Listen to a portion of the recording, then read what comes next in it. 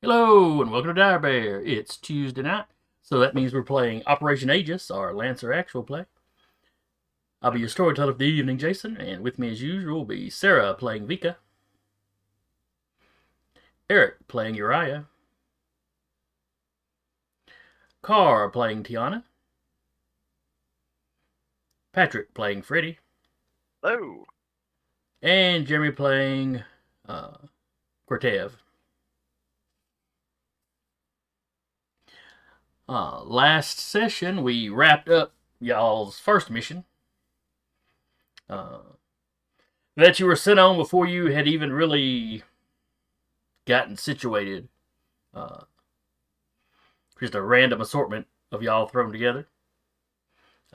Most of you they decided to keep as a squad, and I believe you decided your squad name was going to be the Workshop? Workshop. Because of the high number of engineers. The pork chop. The Workshop. Marginally better than the sweatshop. Marginally. Alright, so y'all have had some downtime. Of course, your license levels went up. And I know you all mentioned it before that y'all have tweaked your mix somewhat. Yep. Everybody's license level 1, so that's not enough to have swapped out to a different frame.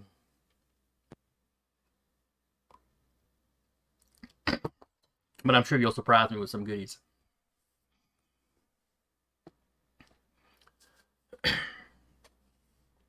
We get to be the ones to tell the GM, fuck around and find out. And then I will respond in kind. As we expect. I would expect nothing less. Eventually, y'all start running into people with grit. Alright. So y'all have had a week or so of getting acclimated,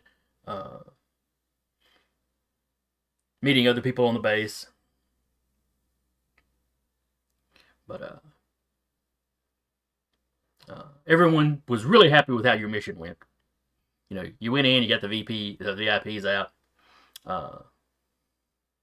Your superiors weren't necessarily happy about how they were kept in the dark about who exactly it was you were rescuing, or the circumstances by which you had to go rescue them.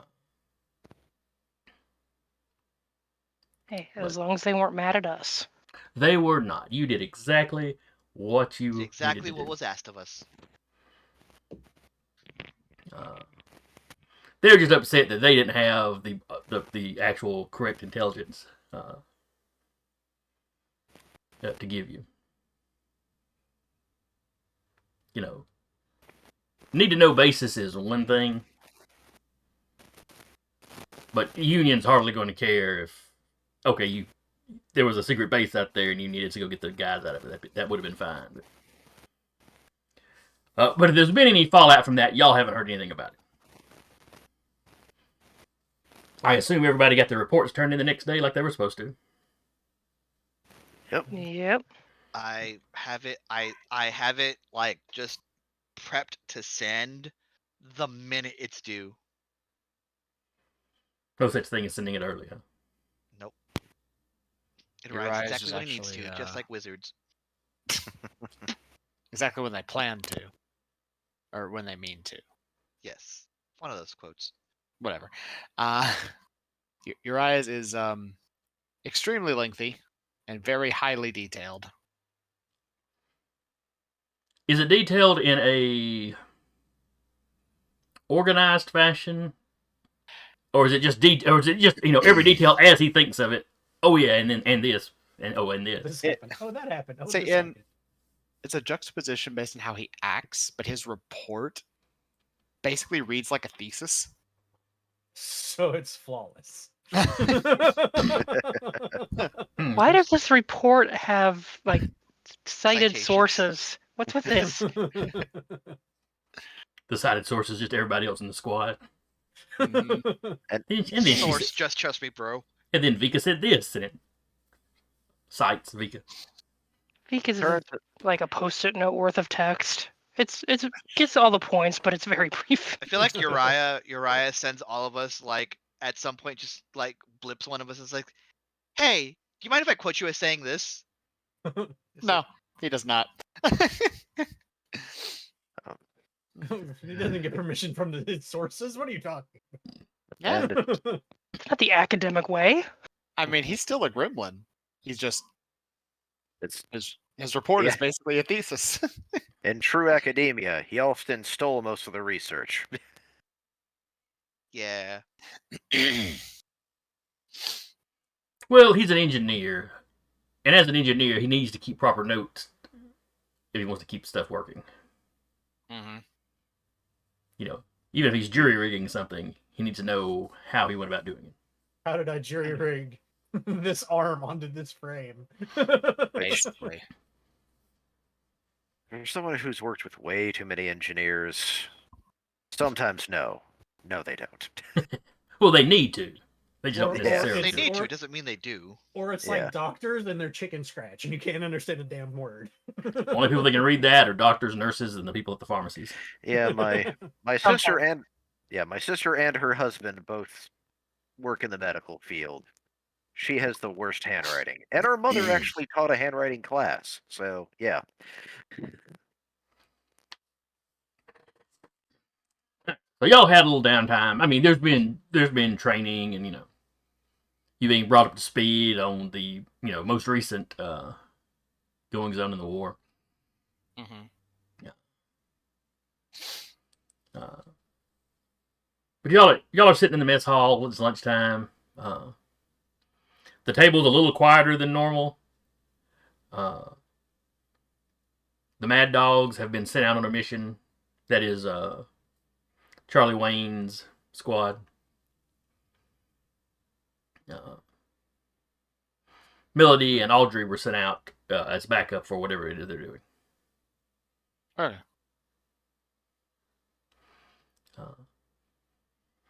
Charlie Wayne claimed it was top secret as they were going out. But then boasted about it as he was walking. Talked about the exact thing he needed to do at the time.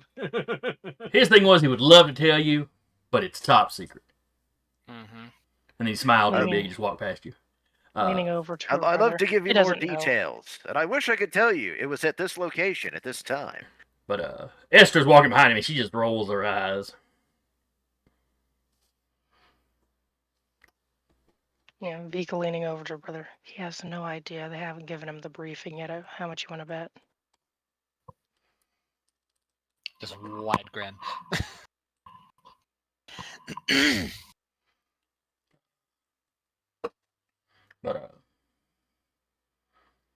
But that was like the day before. Today, it's just you guys at the table. I mean, there's other people in the room, but hmm squads tend to have it. There's not assigned seating. And yet there is But there's assigned clicks. seating. Yeah. And the cliques are usually squads. Yeah. Usually next to squads they work with regularly. It's hmm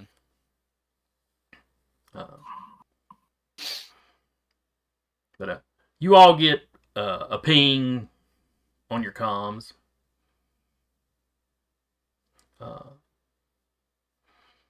More training? No, you're supposed to report to Commander Jellicoe. He has a mission. There is a mission for you.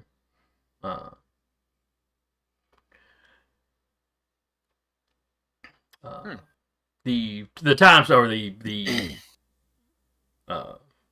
you have a half hour. You're supposed to meet him in a half hour. Oh. It's not how I heard that. Quick question. How much downtime did we have between missions? Weak. Week. It's been a week. Okay. I wanted to make sure because want to know if I could have made anything else. What are you trying to make? And what have you already made? Well, I already made the pneumatic thing for Vika's gauntlet things, where she auto knocks people down when she Oh, hits them. yes. I need to add that to that. I wanted to know if I could work on the up armoring mech reserve. Okay, what does that do? Affixes additional plating to the chassis exterior. Your mech gains +1 armor for the duration of the next mission to a maximum of 4, and you start the next combat with +5 overshield.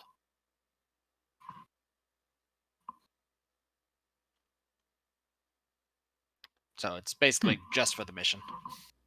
But it doesn't slow you down or anything? No. Seems like there'd be a trade-off to that. Now this Uh, is just, Well, all the reserves are they're used for the next mission, and that's it. Okay. So they're basically consumables. It's like in other games, like a D&D game, it'd be like a one-use item. Sort of. Yeah. Okay. I figured How long are there rules for how long this takes you to make? there are downtime actions. I'd have to Yeah, go... it's a downtime action. Yeah. That's what I was asking about downtime. I don't know if there's a specific rule to govern how long it takes beyond it's a downtime action. If you go to start project, you'll see that there's an option to click it's complicated. Where is start project? So when you go into active between missions, yeah, in the corner. Yep. There we go. It's the get creative, I believe. Yeah, there we go. oh Lord. I just saw one of the tactical reserves. Colony drop. Mm-hmm. Where basically you have a ship in orbit, basically drop a cargo container on them. I appreciate that one of the downtime actions is it literally get a damn Get a damn drink. drink. Yep. Yeah. So do you want me to do it's complicated or? Yeah, that should work. Okay, so complicated. And I think you still have to roll for it. Where are backgrounds, I triggers? do. Are those actually located in CompCon? Because I'm not seeing them. Okay, so What are you The looking for? downtime mission or downtime That- thing? Yes. They're so- in activate your pilot, but before you go on a mission in the bottom right corner. Bottom, active mech sheet, pilot sheet layout options, pilot options. I see dossier, narrative profile. you have to go into active mode. Aha. But so once you go into active mode, before you hit start mission, like we did for the farm battle, there should be on the bottom right what looks like a bed with a moon over it. Those are downtime actions you can do. So can I use my invent Okay. / create, and do I get my accuracy from my mechanic background? Yes, to both those. Okay. All right. Plus, this would be +5 now with grit. Yep. Okay. Initial 5 roll plus a result D6. was a 20. Okay. So whose mech have you juiced up? His own. Okay. Okay, so you can make progress on your project, but can't finish it. You can finish it next time you have downtime without a roll if you get some things done before then. So I said I have to have at least one requirement: a good workspace, specialized tools, specific knowledge or techniques, or quality materials. Okay, you have If access to all of you're- that your own base. If you're Yeah. okay with it, Jason, I'll do the get focused and focus Tiana in the infirmary and upgrade her patch. Okay. I did it and it just immediately gave me a skill trigger. I was like, oh, whoops. No, that is exactly how that works.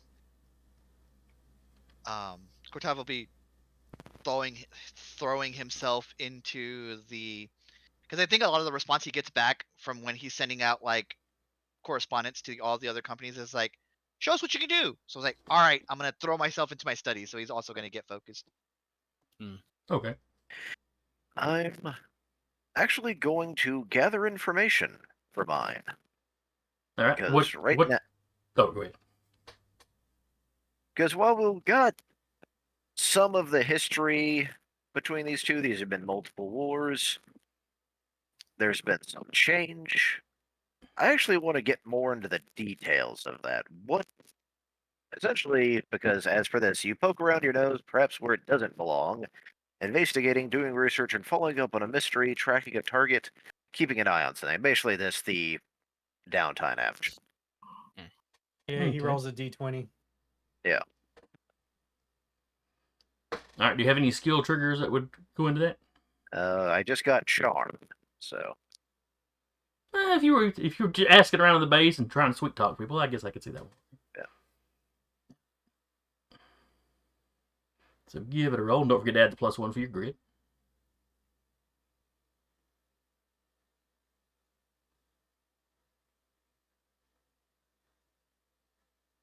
You get it now, or get what you're looking for. If you choose the latter,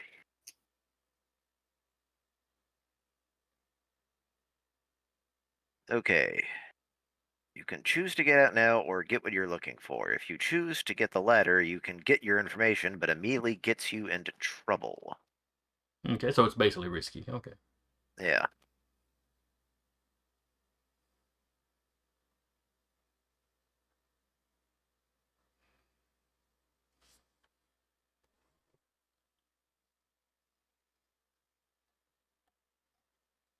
So you're going to poke around when there's a risk of getting in trouble? Yes.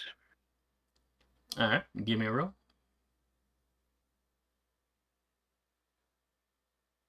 This has been okay. Comcons been second.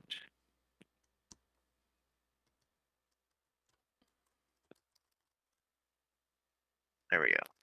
Okay, so that plus my grit would add in again, correct?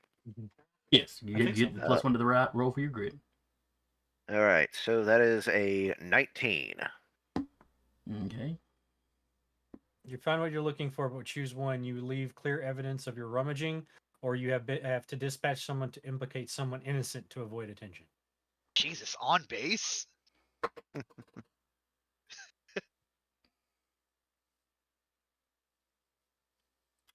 All right. You find what you're Now looking for. All right, but it looks like you get to choose. Do you leave evidence, or do you Frame somebody have a else. Pepsi? I will. Unfortunately, that does not kind of go. That does rather go against his morals in this regards, because it's his morals going into this. Because I'm trying to figure out. We just found a top secret biotech facility. Why would they have this? What are we actually getting into here? And that's sort of his. He'll leave evidence behind that. Yes, I'm looking around, but I'd still want to know Okay. everything that's going on. All right. Obvious evidence you've looked through. So the deeper history, the first two of these wars seem to have been, just conflict of resources. Both sides wanting to be the dominant power on the planet. Kind of typical stuff. In both those cases, you can find which side actually started it, even though there'd been a build up, and then a spark set it off. But with the most recent one, both sides seem to be equally convinced that the other side started it. In the previous two wars, I mean, the propaganda always claimed the other side started it, whichever, whose ever history you're looking at is claiming the other guy started it every time. But Union has actually got some intel from the Shannara side.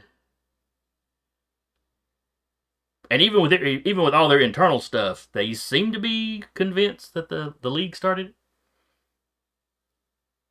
Or by the same token, the League seems to be convinced that. You know. So they're not sure they're not sure who fired the first shot. There had been lots of building tension, just like the previous two.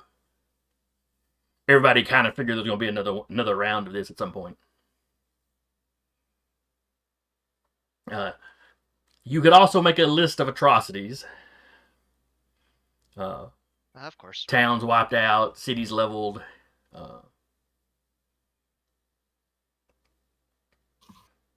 And, you know, both sides have been guilty of stuff. It's mostly been a little calmer this go around. Only like one or two small towns have been wiped out. Only two. One or two. One or two. Just one or two. Right? One or two.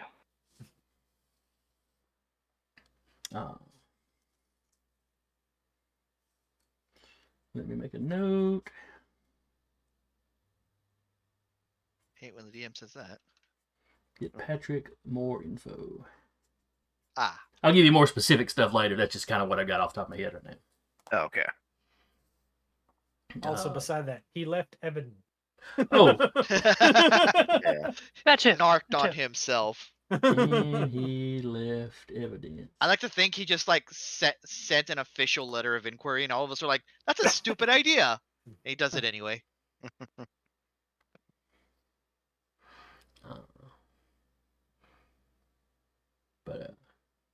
I get questioned. We heard you've been looking around. Yeah, I have. I filled out the form. No. Leaving evidence implies you were doing something you probably shouldn't have.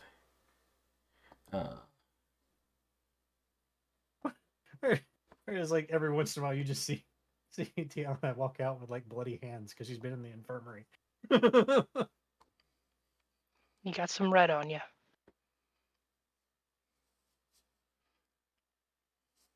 Well, if it's on Darn spot won't wash off. If it's on Tiana's hands, and clearly she wasn't doing things right because she'd have had gloves on. Oh, she wasn't leaving walking out. She wasn't leaving the infirmary. She was getting thrown out. Yeah, no, she wasn't leaving the infirmary with bloody hands. Just like in the room that she had. If you walk by the infirmary. With gloves on, yes. Eating a jam sandwich and just got really involved. All right, Vicky, did you want to do any downtime in that week y'all had? Sure, she'll go get a drink. All right. And what does that do mechanically? Roll a d20. On a 9 or less, you decide whether you had a good time or not. Either way, you wake up in a gutter somewhere with only one remaining. Your dignity, all of your possessions, or your memory. On a 10 to 19, gain 1 for reserves and lose 1. Gain a good reputation, a friend or a connection, a useful item or piece of information, a convenient opportunity. At a 20 plus, you gain 2 from 10 to 19, but don't lose anything. Would stay cool apply to this as a trigger? Probably not. Something complicated in a high stress situation? Nah. No, it shouldn't be a high stress situation until things go wrong. Yeah. It isn't until it is. Alright. Just roll a 20, right? Yeah, right. That's all you gotta do. I'm using the lucky duck. The lucky duck. There's a reason the duck is lucky. 20. So with the grit, the 21. So you choose 2 from the 10 to 19. So you can choose either a good reputation, a friend or connection, a useful item or place of information, or a convenient opportunity. 2 of those. Friend or connection. I'll take one of those. All right, Vika made a friend. And useful item or piece of information.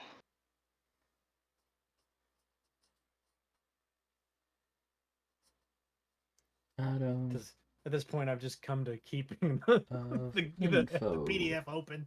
You can actually add it to your reserve, so we'll see if that lasts. Oh yeah, it says list as reserves and don't lose anything. All right, and reserves what we were discussing, like the one-time use thing. I don't know if this would be a one-time use thing on this one. Okay, the way you were saying that, I just kind of realized how the tab on the thing worked. Because you have to basically type in your roll result for that one. You have to dispatch someone along the way. Okay. But they mean that you just kill someone. So yeah, I took the one I would be going. I do.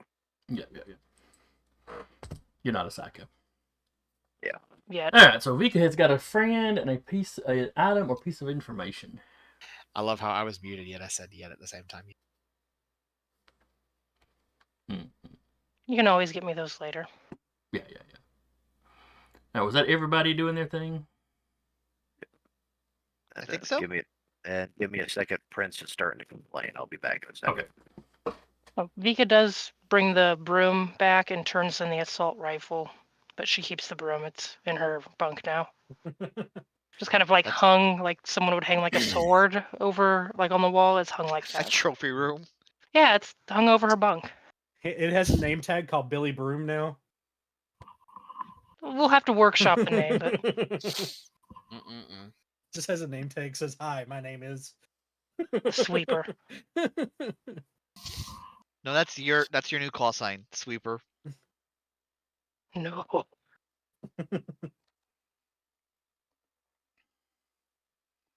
right, so y'all finish up. You have time to finish up your meal before making your way to the command center.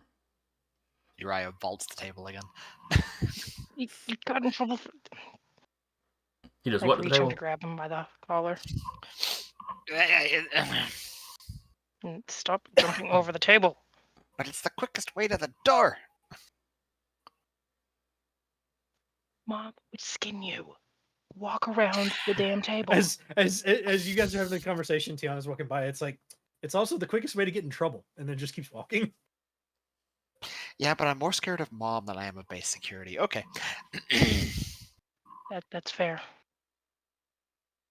And he suddenly just walks very politely out the door. As they're walking out, tail between his legs. As they're walking out, the MP leaning against the wall, Vika, he just gives you a nod. Nod of respect back.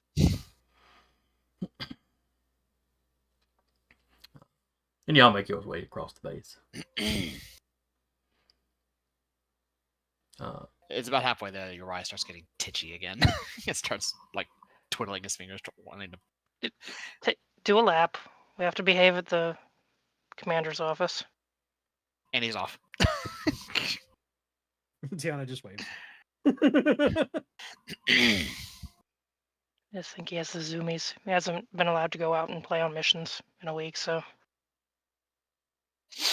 You'd think he'd hit up the track. You'd think, but that requires planning, and he can plan, but he chooses not to sometimes. I can see that. All right, so I'm just imagining the what the fuck moment that everyone in the squad has when they see, like, whenever he writes reports, it's basically a collegiate thesis. They're like, wait. Everyone else hands in like 2 to 4 pages. He hands in like 50. This is bound in leather. What the hell? And it's single-spaced. An 8-point font. So you get to the command I center. ain't reading any of this. There's a private behind the desk. He looks up as you're coming in.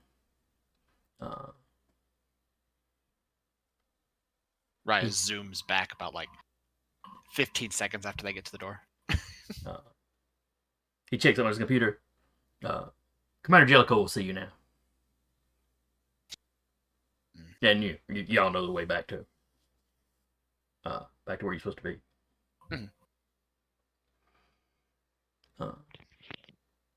You walk in, Jellicoe's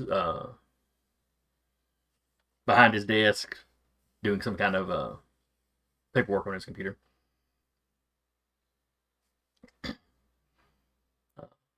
Please come in, have a seat.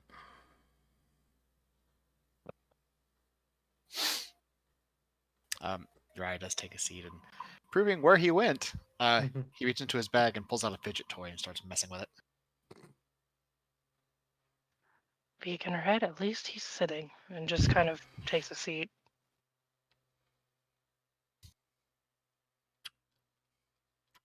Jellicoe stares at the fidget toy. And it's like you can see him, he really wants to say something, but he decides to just accept it for the moment. Just leave it. Better than him spinning in the chair. The most victory you're going to get. And okay, and Jason, it just occurred to me. Mm-hmm. I had Charm +2, but I also have Investigate +2. So that would have been like over 20. Well, you can only use one trigger. You can only use one. Oh, I can only use one trigger. You can't pile triggers up, so. I got. Okay, gotcha. So Well, it's that still would be 19. nice. Yeah. Very much so. So I still left evidence. Very well. So our allies have alerted us to a little situation that they would like us to take care of. You have complete details on this? I believe we have the full intelligence on this one. So keep our eyes open. Got it. Officially, I am certain that we have full details and that after the previous misunderstanding, we can trust our allies implicitly. Off the record, I think they're being straight with us this time, but yes, keep your eyes open. If I see anything else, I'll write a comprehensive report. He says as he's fiddling with the toy. There's a reason we had a week downtime. He had to read the reports.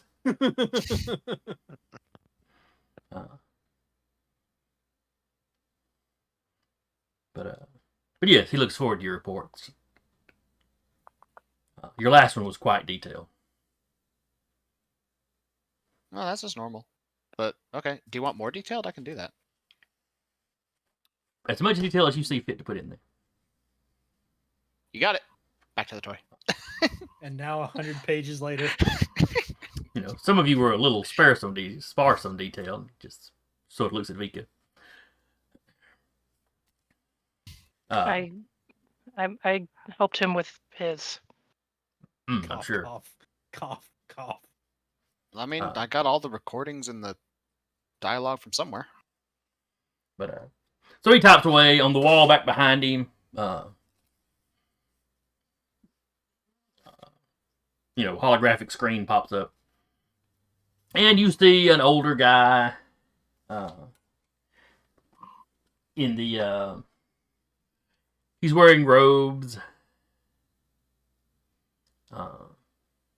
Think something similar to a toga. It is not something people commonly wear on this planet, other than in the League, the senators of the various cities.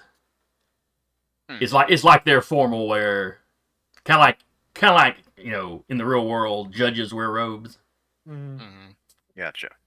It's something they wear kind of when they're on duty. Okay. Or I think in England the judges still wear the powdered wigs, or at least did recently.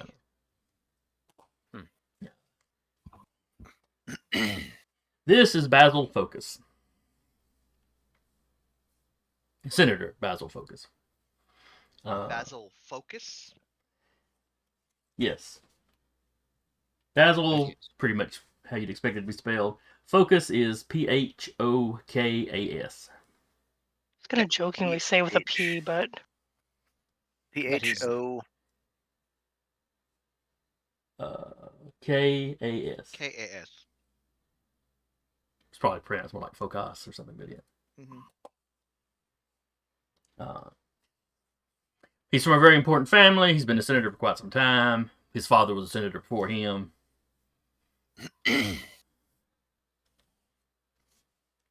Everyone expects that his son will be a senator after him. Nepotism.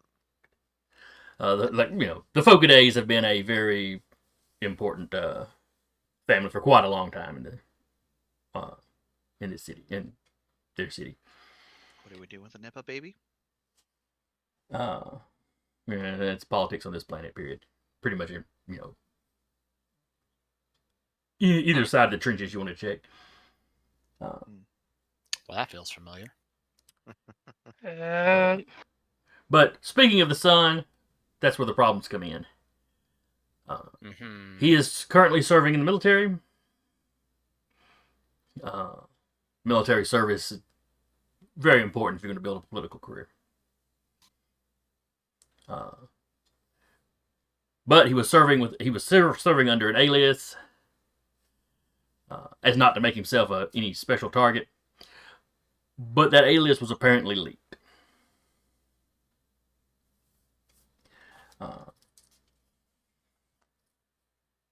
So they would like you, or what they would like the Union to do, is go out and extract him. He's near the front lines.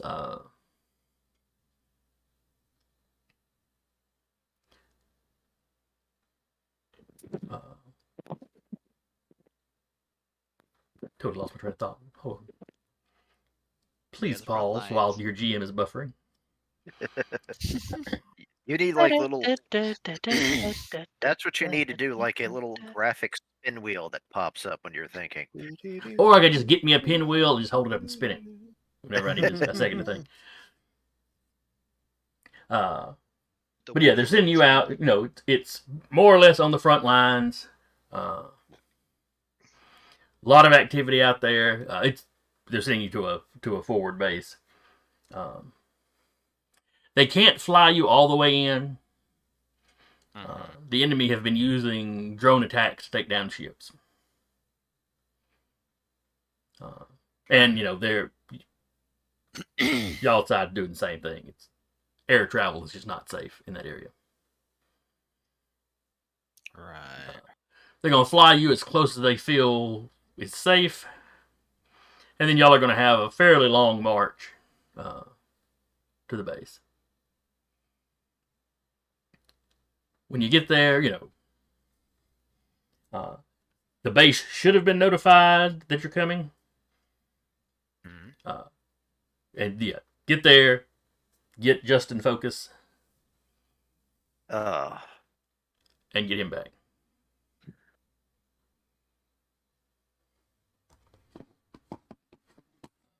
That is a terrible pun, Jason.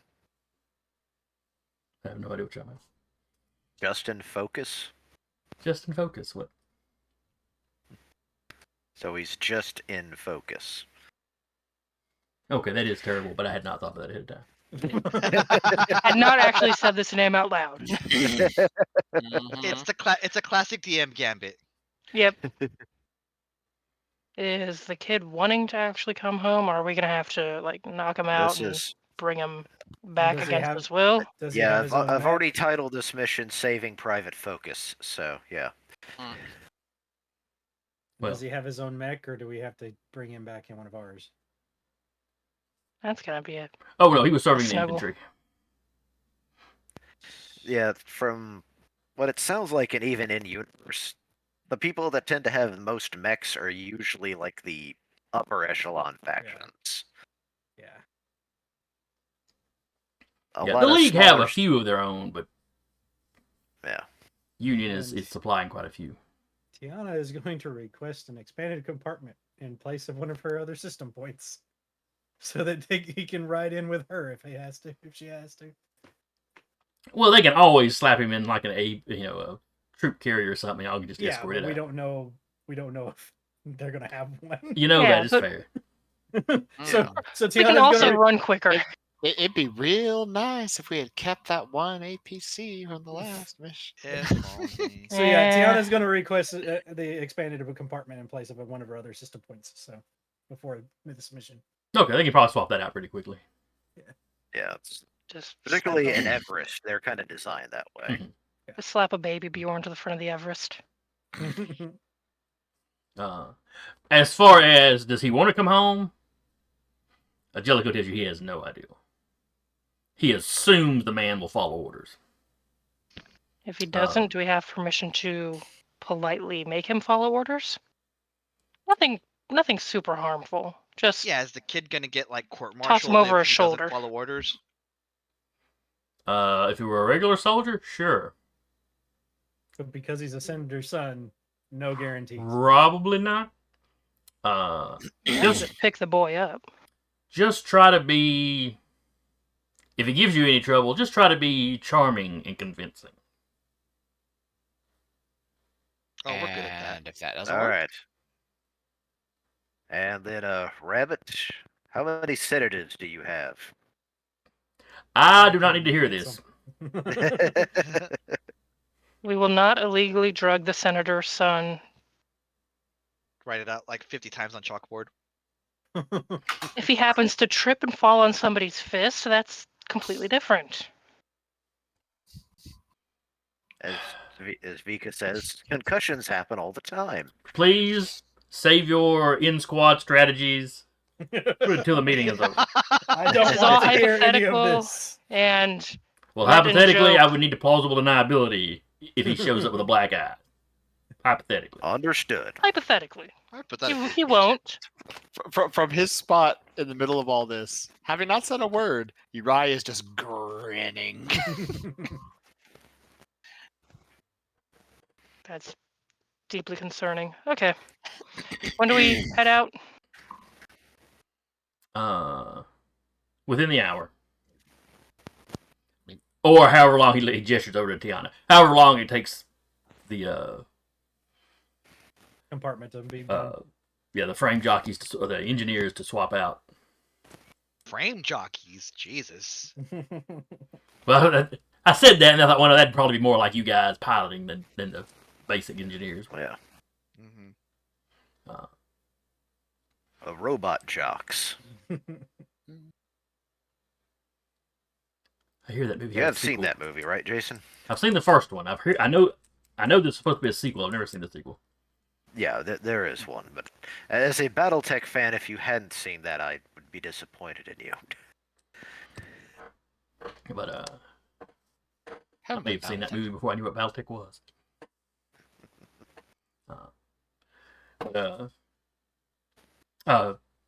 And he's typing away, and since he's still sharing his screen behind him, you see he's putting in the order to have that compartment swapped out.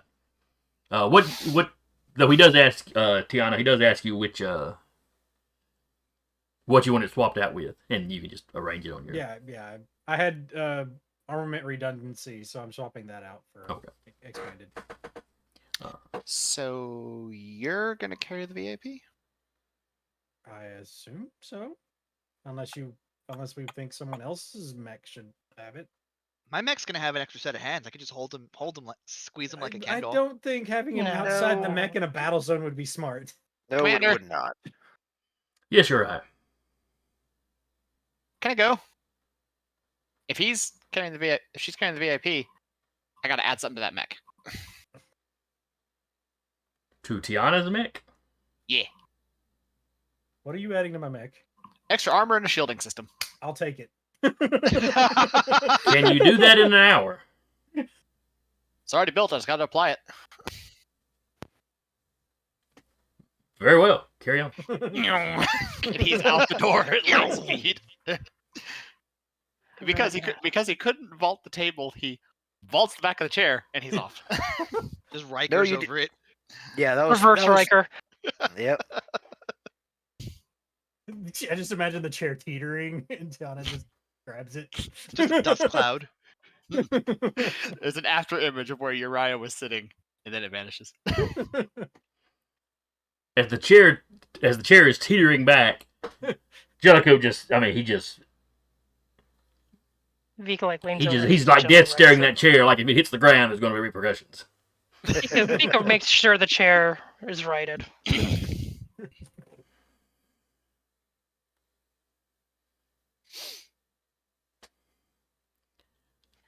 getting better. Jellicoe looks at Vika. I appreciate your brother's enthusiasm. It's actually tamed down in the past couple of weeks, so maybe it'll continue to trend to a more controllable rate. Sounds like there was a butt coming from that. For your sake, I hope so. I There can't it is. imagine trying to wrangle him on a regular basis. Been doing it for some time, so. Well, if there's no other questions, I suppose we can dismiss you all. And he's just looking at you to see if you have any questions. All right, then he gives you a nod and dismisses you. So basically, Car. For this next mission, or next combat, really. This is in the reserves, right? It is, yeah. It's called up armoring. Adds +1 to your armor for the mission, and the next combat we're in, you get a +5 overshield. Right. Where is that under? Mech reserves. Mech reserves. Yeah. Up armoring. There it is. Okay. Yep. Since you're carrying the VIP, your eyes like, quick. Slot. Make the mech chunky.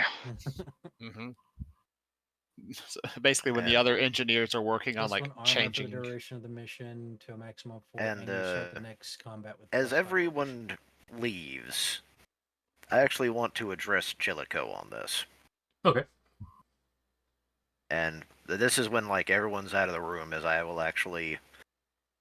There's one thing I'll say, Commander Jellicoe. There is one thing I will need to inform you of. Okay. In between, after the last mission, particularly after determining that we had encountered less than accurate information from our friends here, I went on and did some researching on my own. I wanted you to know this, just in case anything comes back to you. In what manner did you research? This is digging through the histories of all of the recent events. This is both, I would sometimes call it digging through both the trash and the cherries. I went through all the known sources of the information between the last two wars, but then I also dug through all of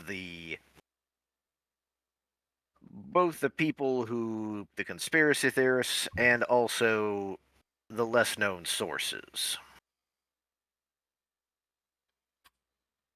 That's probably all I need to know. If it comes back to me that you were intruding into our allies' computers, or into any of ours you didn't have access to, you will be reprimanded. So I would suggest in the future being a little more careful in how you satisfy your curiosity. Understood, sir. But thank you for bringing it to my attention. At least if something does crop up now, I won't be blindsided by it. I've always been of the action. It's like one of those things. If you're gonna do something, don't try to deny it. Just take responsibility for it and move on. It's a good way to operate. That sort of behavior has done me well through the years. I just want to let you know person to person before, in case something comes up. Anyway, I gotta get to the place and hopefully put out any fires before Uriah starts them. Godspeed. A fire alarm goes off. Damn it, boy! Somewhere down the Actually lane, wasn't him. You hear Tiana, what did you do? Damn it, Bobby! Alright. So you're applying this extra armor stuff, while the regular mechanics are swapping out the two modules. Yeah. Yep. I'd assume that they make it basically she's here and he's behind. If anything. You just strap a car seat into your mech. I think maybe by the time Tiana gets there, he's probably upside down, attached to the chassis, with the mag boots, putting something up in there. She just gives you a look and she just shakes her head and just climbs on up. See if she can help the engineers. Yeah, Go help wherever she can there, since mechanic. So it's down to the wire, but y'all managed to get everything loaded up. Well, the rest of you have no trouble. Yeah, he would basically pop up to the right side of the cockpit, so, Hi. So the armor plating I added is shaped, so it should be able to deflect projectile rounds pretty well. Add a little bit of a mirror to it, so energy weapons will have a little bit harder getting to you, and there's some padding behind it to reduce blast. Now, if you look here, he reaches in, points to one of the It's monitors. down to the wire, and this is the last 30 seconds. You're just teaching her how to use it. Yep. No pressure. Just roll a 20. Now I added a pack that it's a one-time use thing. So next fight we get into, it'll turn on, burn out, done. It'll add kind of a barrier around your mech to be able to absorb some fire to prevent it from actually reaching the armor and the chassis of your mech itself. Man, Not infinite. This whenever. Yeah. Well, once you throttle up all your combat systems and everything, it'll activate the shield. Okay. So it'll just turn on. So it's not something you'll need to deal with. But this meter here, as he's literally attaching it, will keep track of it for you. So it's a good thing just to keep an eye out, so you're not, expecting it to block something, but it's depleted, and then you get shot in the face. That'd be bad. A little bit. It's mission time. Bye. Closes her mech. And then Rabbit hears me chiming in the comms. I've also got a shielding system too that I can apply to you or everybody nearby. Actually dug it out of a few busted mechs I found here. So if you just need help, let me know. I've still got the smoke charges, and I've got restock drones, so if people need loading, I got that. I'm still a big fuck all wall if y'all want to stand beside me or behind me. That still is an effective strategy. Worked great for me last time. Yeah. I got testimonials here. Is there a way to install a backpack on your mech that we just stick one of the mechs in? Nah. No, we ain't. I ain't piggybacking none of y'all. I'm working on that. You. And so am I, but Alright, so y'all get loaded up into the flyer. It takes off, rockets towards the hot part of the war. I will say before we left, he did put his mag clamps in their spot in his toolbox or whatever. He grabbed some grenades and then hopped into the mech. Okay. They're going to an active. They're going to an active war zone, so he figured. Yeah, perfectly reasonable.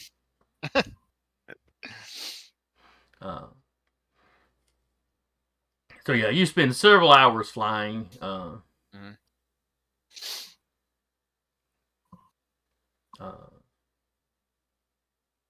It's fairly uneventful, and just sit around, and all of a sudden you hear the alarm from the cockpit,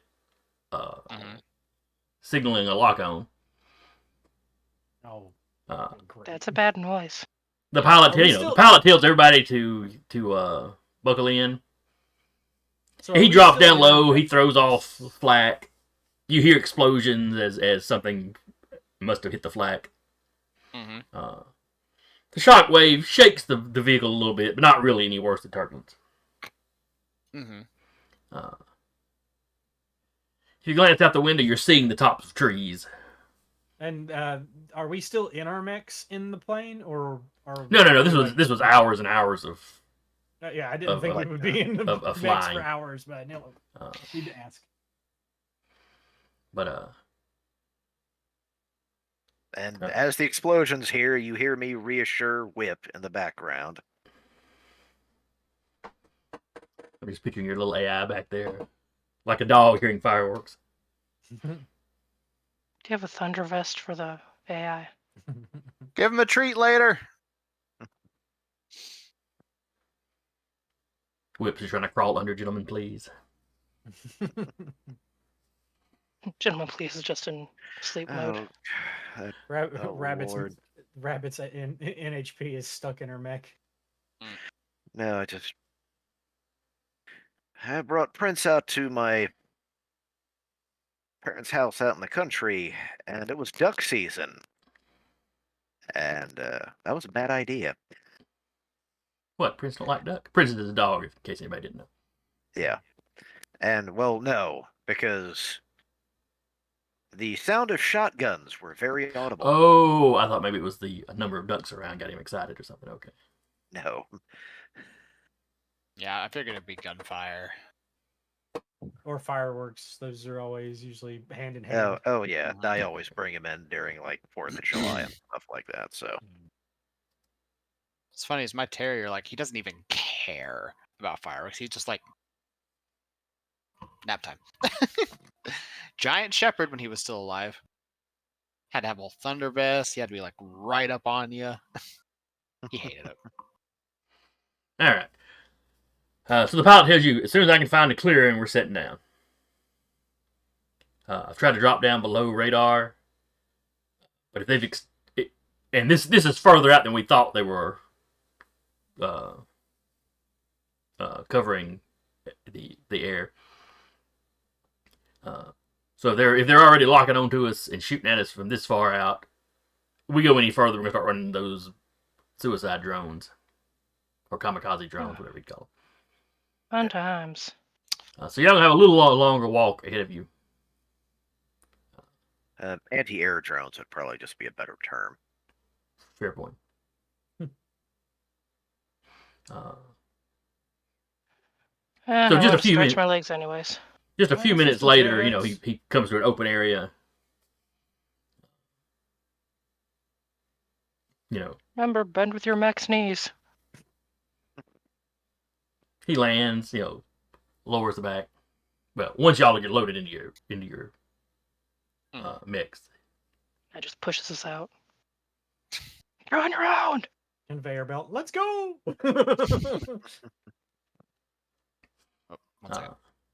Good luck. He's gonna pull back a few clicks. Basically, you know, everybody mark this spot in your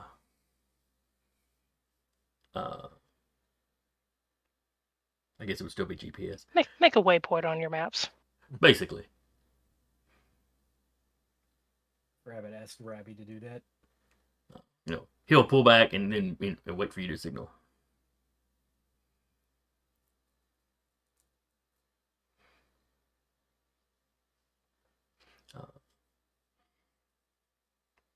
So then y'all have marching ahead of you. Yay, marching. Hey, do we have any way to maybe scout ahead with drones or stuff? So we're not surprised by anyone sneaking up on us. Well, nobody should be sneaking up on you. There's no reports of any of their actual mechs out this far. Oh, and the anti-air drones won't swoop down this low or anything? Or are they just strictly anti-air? So far, they appear to have been strictly anti-air. All right. Good to know. So far. Yeah, that's far. You know, it's war. All's fair. All right. Well, everyone, keep your eyes peeled and your sensors sharp.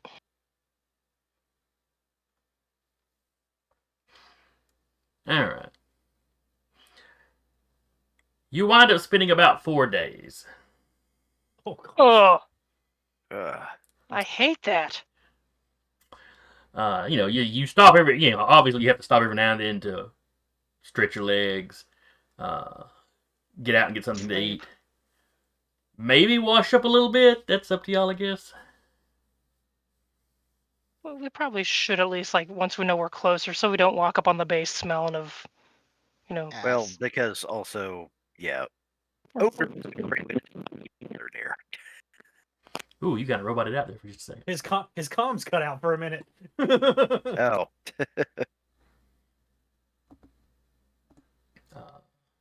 Better now, or? Yeah, you're Yeah, good. yeah, it's cleared up, man. But y'all are more or less in forced march mode. I mean, you are trying to cover as much ground as possible.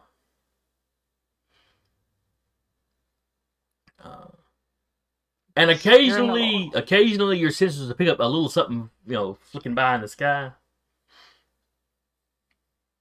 You can tell it's drones, but you never get a good enough lock on them to tell if it's your side's drones or the other side's drones. Fly by too fast. They never do anything to you, and you'd hate to shoot down, expensive equipment for your side. Not saying they dock you pay. But they dock. We'd get lectured. Yeah, Jellicoe would not be happy. Lectured. Jellicoe's got a lecture ready already. He's like got it pre-recorded. He just come in and he hits play. He's been like revising Uriah's like talking down speech like over and over again. He's got like a filing cabinet, and there's one drawer. He's got all of his dressing down speeches for everybody, and then there's Uriah's drawer up under there. Yeah, he has his own drawer. I say that. Tracks. Really, the only problem he's had with Uriah so far is how hyper and undisciplined he seems in person.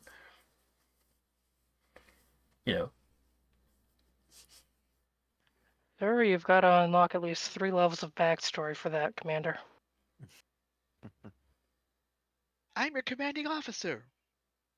I'm sorry, it's paywalled. Union doesn't even use money in the inner systems. So you can't dock or pay. Dock our license levels, which is even worse.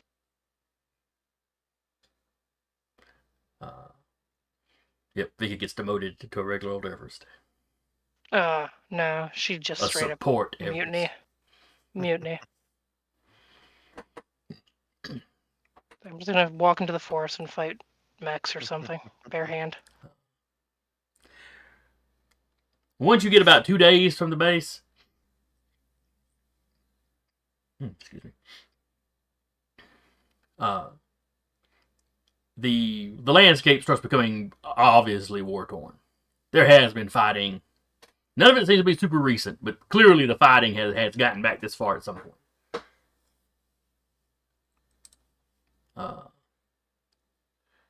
You're also starting to have problems with your comms.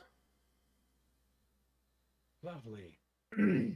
Talking amongst yourselves is still working fine. Okay. But more long-distance communication seems to be fairly garbled. Is it possible, since we're having so much movement, and I'm sort of having Whip kind of more or less take the wheel, if we're just in marching order? Mm-hmm. I'm going to try to hack Invent and see if we can resolve, at least get, in other words, a way to help improve that, or at least stabilize communications. Okay, give me a roll. Okay, and in this case, go back, I gotta get out of this pilot roster to here. And create +2.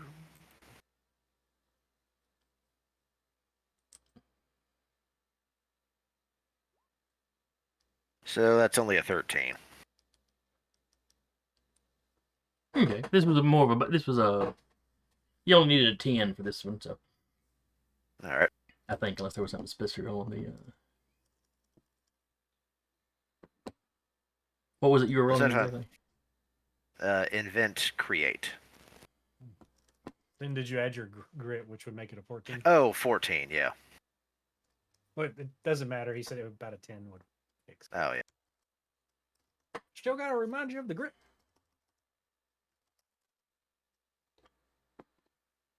And I think he was trying to stabilize comms, is what he was trying to do. Yep. Essentially, I'm building a signal booster for all intents and purposes. The rabbit ears.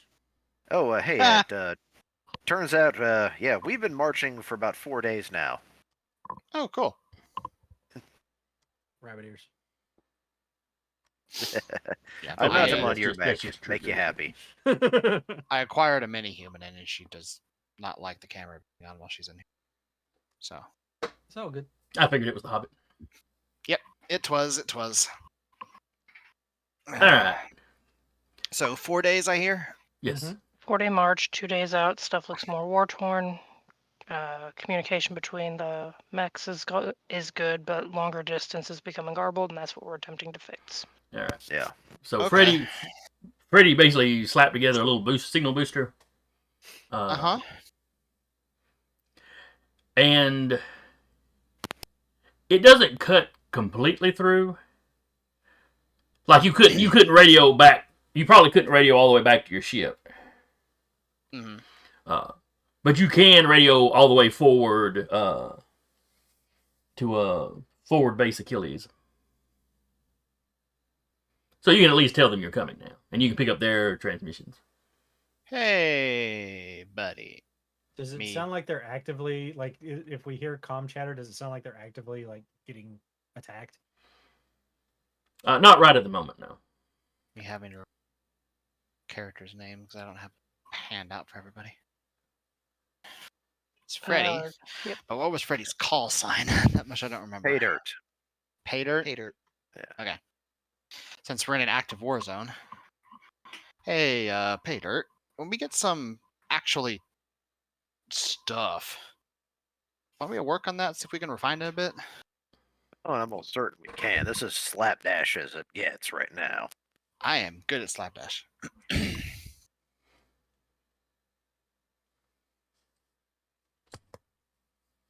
Yeah, I'm just picturing your eyes slapping somebody and running away real fast. Slapdash. It'd be in character. It's a slapdash challenge. Can you slap your superior officer and get away? The answer is no. You can with the metal hand if you knock him out. Whoops. Then it's a whole different problem. That's one for the court. But anyway, there's a whole lot of encrypted chatter going back and forth from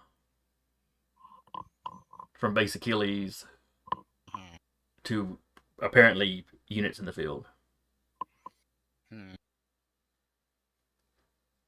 Do we want to announce our presence in case someone's listening in, like we listened in that one time, or do we want to just listen, and just march? March in, but probably once we get with what would be within their sensor range, we do announce, because the last thing we want is an artillery strike on us. Oh yeah, that's the I don't last know. thing. It's been a boring that doesn't 4 sound days. Like fun at all. Could do with some entertainment. Just spice it up with an artillery strike, you know? Yeah, exactly. You just spread out, you dodge artillery fire, you charge the base, and then when you get there, you just boot the soldiers on the nose. Just grab the target and be like, okay, we got him, let's go. Bye.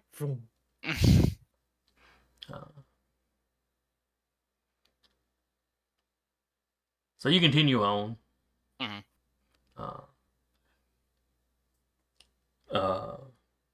About a day later, you're hitting about the range that they should be detecting you. About their sensor range. Yeah. And have we picked up anything? You said just a lot of encrypted.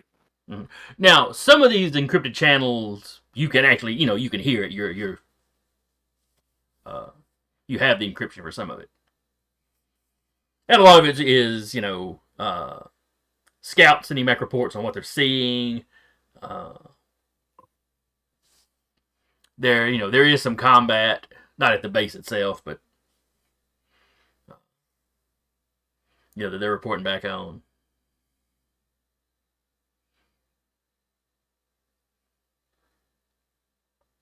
There seems to be several attempts to communicate further back. Basically, you can tell they're having trouble with their communications equipment too. Definitely something seems to be jamming. Yeah. You know, they've cut through it. They've boosted their own stuff enough that they can still communicate with their troops in the general area. But they just can't get back to like farther away bases. Yeah, they can't get all the way back to like to y'all's base. That'd be just out. I wonder.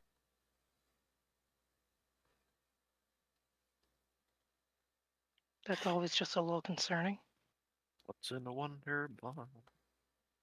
Well, how far away did our ship say they'd be? Roughly. From the place he dropped you off, he said he was going to move back a few clicks. This too.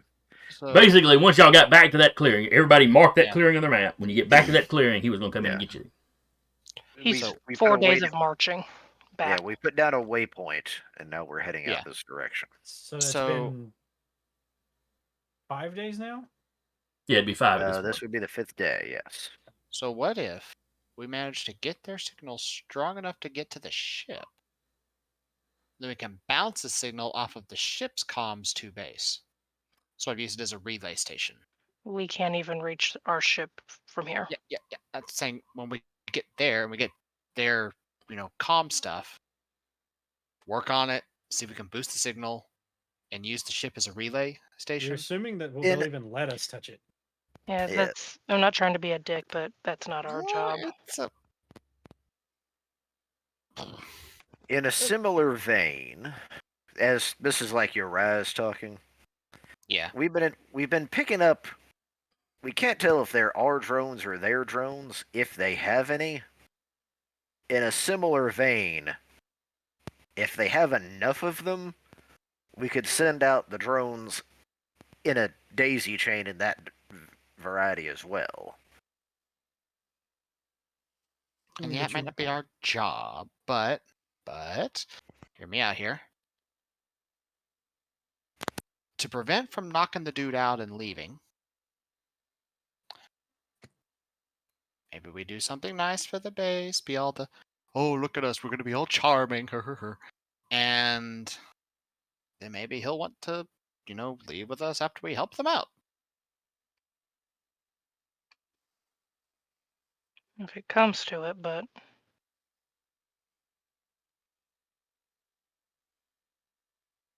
It would be a bargaining chip if it comes to that.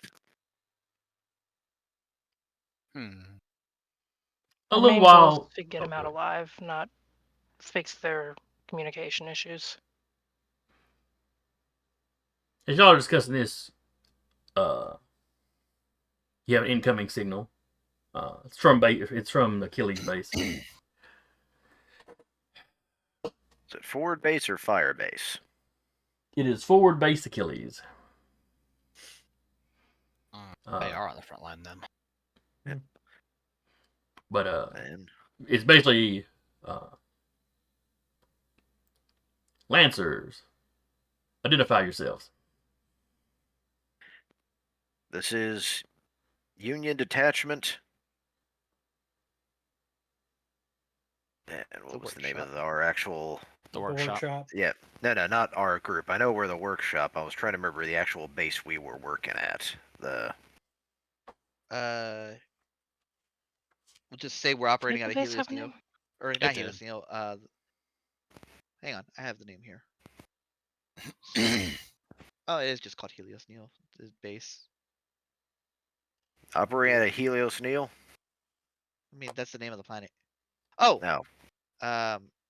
The city, that's what I was looking at. Pylos. Yeah. Union base Pylos. And you have an identification code. Mm-hmm. Yeah. That you put in with that. Absurdly long number. Well, you send that to the Meg. You don't necessarily say that. Yeah. Or through your comms, I should say. You just airdrop it to him. Mm-hmm. There's a little relief in whoever's speaking's voice. Confirmed workshop will be waiting on your arrival. And over the comms, I actually ask, What can we expect? The base has not suffered an attack in over a week. If you don't count all the dad blame drones running around shooting our drones and stopping us from getting supplies flown in. Tiana knocks on metal. Vika and her mech not over comms. Well, gee, that sounds way overdue for an attack. Yeah. Uriah just, in his mech, just reaches into his bag, pulls out a little stick with a red flag on it, and just sticks it in the cockpit. So you continue approaching. As you come into sight of the base,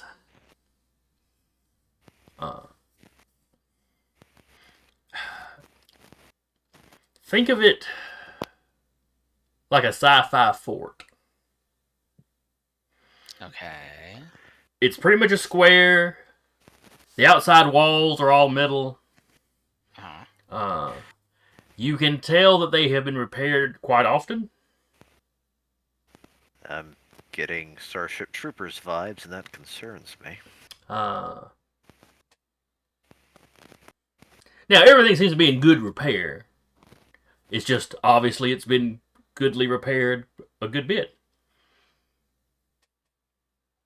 Just imagine. It's well loved. Just imagine like a new plate is welded on the wall every few days. But welded a plate. It's what we in the real estate market call a real lived-in feel. Preventative maintenance. A real fixer-upper.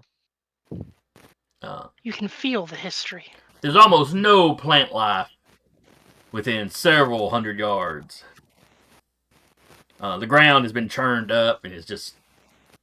They had a Genghis come through? Good God. Well, it's like you've had a lot of vehicles moving around, a lot of stuff going on. Vehicles, explosions, You know, the base does have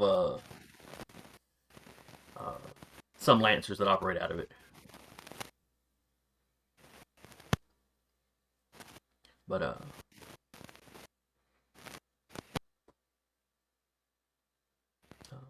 the front gate is open when you get there, so you're able to move on in. There's heavy armaments,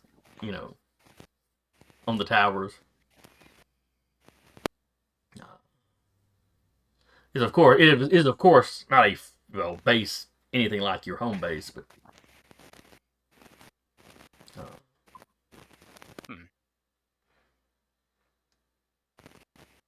but when you get in, the commander of the base,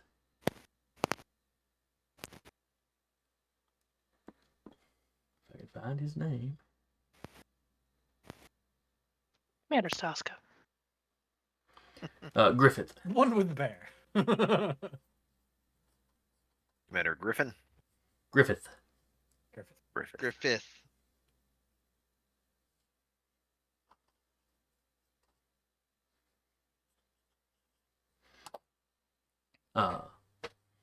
And basically, you're directed to a bay hangar to park your frames. And as soon as you get out, you've got a private there. Welcome to Forward Base Achilles. The commander would like to speak with you immediately. Where's the commander at? Please follow me. Okay. And quick question: the private that comes out, does it match the alias? No. I doubt it's the one we're picking up. That's That'd be too convenient. Way too convenient. Commander, like, see you immediately. Yeah, well, we're kind of in a hurry though. Let's go. Yoink. Does this rag smell funny? Oh no. Yeah, what's in the sack? Chloroform. Nothing. Yet. No, it's a private Spence that y'all have run into. The alias that Phokas is operating under is Albert Horton. Albert Portman? Horton. Horton.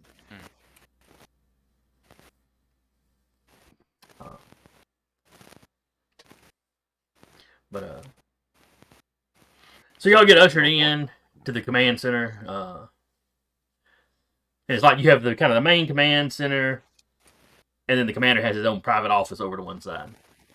And then what was his real name? Justin Phokas. Justin Phokas. Got it. I remember that now. Yeah, we had this whole conversation about it. Yep. All right, so y'all get ushered into his office.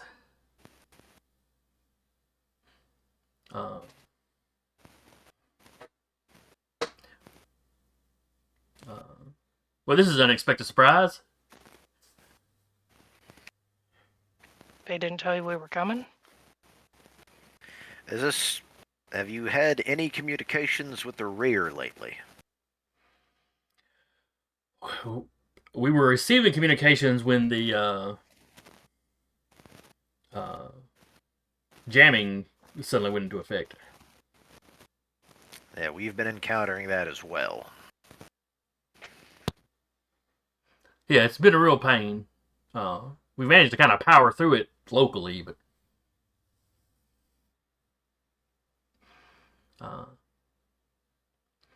they were sending a priority message when it cut out. Something about extracting somebody, but it got garbled, and we weren't sure what it was. Well, that's kind of what we're here for. Actually, that is precisely what we're here for.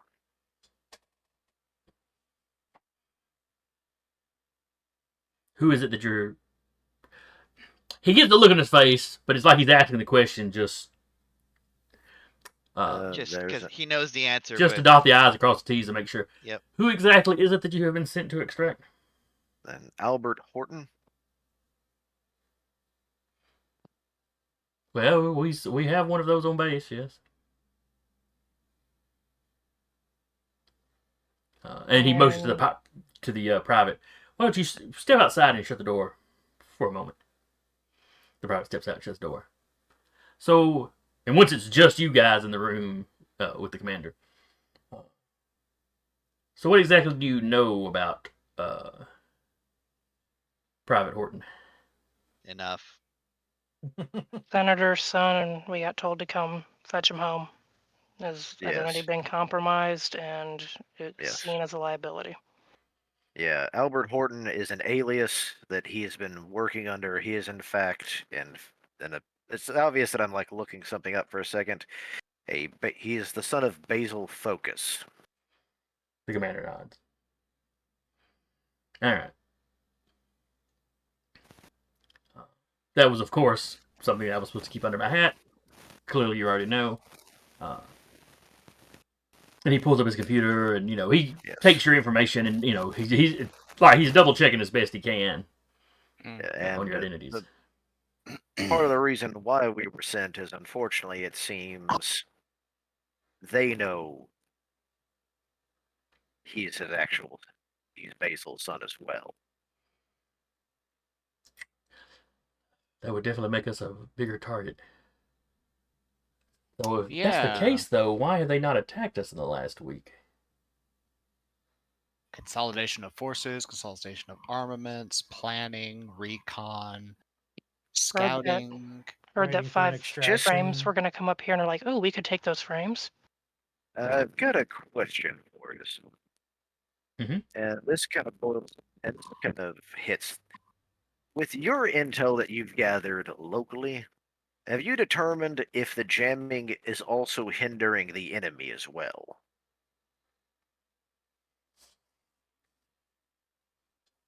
We have not been able to determine that. We assume if they're the ones doing the jamming... Of course, that's us assuming. But we've been assuming they were doing the jamming. Though, if it's affecting both of us... Yeah, but then somebody's got to be doing it, so... When did the jamming start? He said a week ago. Oh, okay. Yeah, give or take. Yeah. So essentially, in the time that, because that means the jamming has been occurring in the time that we've been walking here. Or right before y'all left, one or the other, yeah. Yeah, because we walked 5 days to get here. How much you wanna bet it's Justin? that's a sucker bet. Triggers know this is Jason we're talking about. Every MacGuffin, every single person we meet is secretly the big bad. Hey, if you think they're all the big bad, you're never surprised when they are.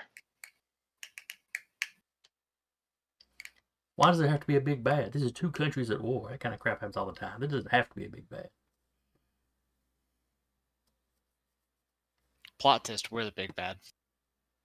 Well, that would depend on who started the war, wouldn't it? All right. Yes, if they've uncovered Phokas' presence here, then we do need to get him out, both for his own safety and not to draw any extra attention to us. Though Achilles' base gets plenty of attention, except for the length of time that the jamming system has been. You said you have been attacked on the week the jamming's happened, correct? At least direct attack? Correct. I mean, a little scouting forays and, no concentrated attack. Is there like some kind of wood here? No, it's like all prefab. Okay, fair enough. Uriah walks over to the nearest table and just on it. I don't think that's son. I don't think that's actual wood, but that's what we got. Okay, private, and the private sticks his head back in the door. He tapped it at the tops, shows him a picture of Phokas. I need you to go fetch Private Horton. I don't know where he's at. Just try to find him and bring him in here. And well, that's one nice sentence. And Private Spence takes off. And Griffith, has the jamming affected your drones at all? We're having the same trouble communicating with them. We're having to communicate with anything. Our engineers have managed to boost our signal enough that we can function close in, and the drones are capable of acting independently to some degree.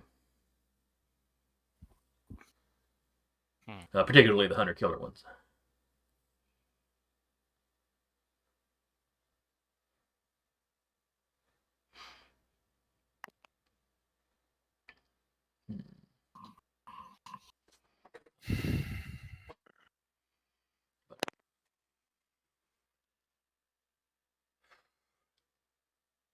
So you have a few minutes where he talks to you about the Union military.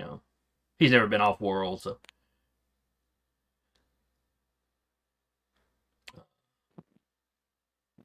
And y'all are talking. He's sort of checking the watch every now and again. And finally, he tries to call Private Spence, and he doesn't get an answer. Oh, great! Called it. We have had. I try our comms for a bit. You can call each other just fine. When he doesn't get Spence, he tries somebody else, and they pick up immediately. And it's a manhunt. Yep. He immediately puts the base on yellow alert. Chase. Well, if it's a goose chase, I want to shoot the goose. We don't do that. He wants Spence located. He wants Horton located. He puts in basically codes that will allow the MPs to track them to their comms. You know, find my phone, basically. Mm-hmm. And he wants both of them brought here immediately. 5 minutes later, one of the MPs calls him back. They have found Private Spence's body. That took a quick and sudden turn. Okay. Yay! Yep. Here we go. It's still a manhunt. It's just for a different man. And a different reason. I think I cut out for a second, dude. What was the last thing you heard me say? We found were his body. waiting. We got manhunt. He was sending out the MPs. They found Spence's body. The private that he sent off is to fetch Horton. They found his body. I'm going to Does that go go from get yellow my to red? Lancer. Yeah, stuffed into a locker in the bunk, or in one of the barracks. A minute after that, they have found Horton's comm unit. Mm-hmm. Tossed in a trash can.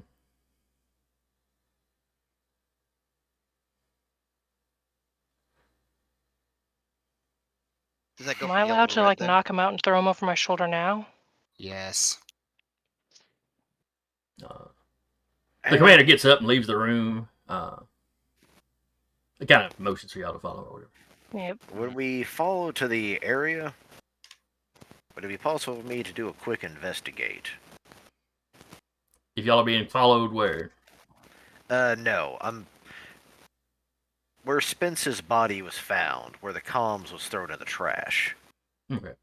Well, the comm was thrown in the trash. Not too far from the Body. bunk at. From the barracks. I don't know why. I was having trouble with that word. Basically, in a trash can, I was like back behind, like the next bunk over. You know, these bunks are up. They're not flush with the wall. You got like an alleyway kind of back behind them, between them and the wall. Mm-hmm.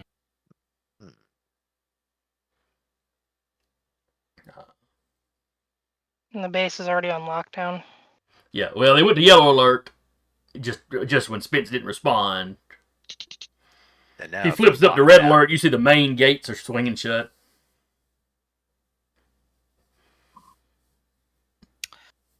So this guy's a captain?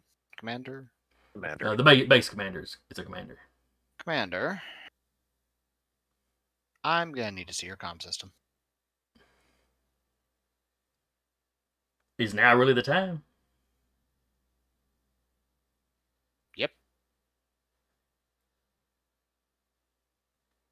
He's really good with his hands. And with all due respect, the private isn't getting any deader. Very well. And he tells you kind of where the communication center hub is. And you're right. And he radios ahead, so his people his people already there will know to cooperate with you or whatever. Yeah. And not shoot you on sight. He and I are both engineers and specialize in this sort of thing when it comes to comms, anyway. Alright, so the rest of you carry on. Kiana's gonna, if they'll let her look and see how the private was killed. Okay. And then look around the area where the comm was. So it sounds like you and Freddy are both investigating the scene. Yes. So the two of you can both give me a roll. Do you have the investigate or? I have spot.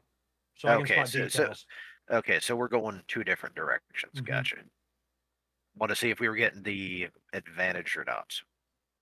Accuracy, that's the word for it. Yeah.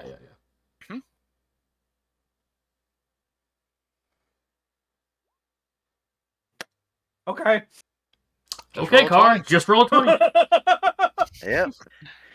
That's how it works. So that would be a 18 for me. Okay. So Tiana immediately starts examining the body. Of course, some of the base medics are on their way, but y'all get there first. Just with the command center being a little more central.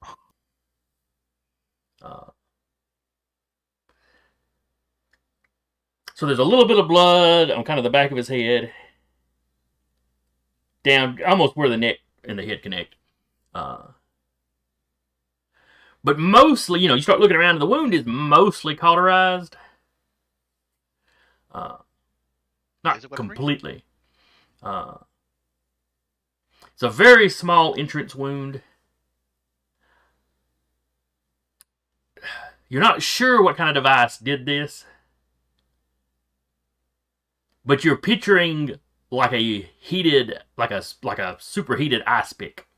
Mm-hmm. It was like a small spike. It was obviously very hot because it at least partially cauterized the wound. Right. Like I said, right in the back. On the bright side, he probably didn't realize it was coming and probably didn't feel a thing. And with that roll, would I see if there was a struggle around the area or anything? Well, you're not really sure where this would have happened at. He was stuffed in a locker. Oh, okay. So I can assume that it didn't happen in the barracks, probably. If so, he didn't put up any kind of fight. Yep. I relay that to my group over our private comms, and then to the medics. And Patrick, you're out back where they found his comm unit. Looking it over.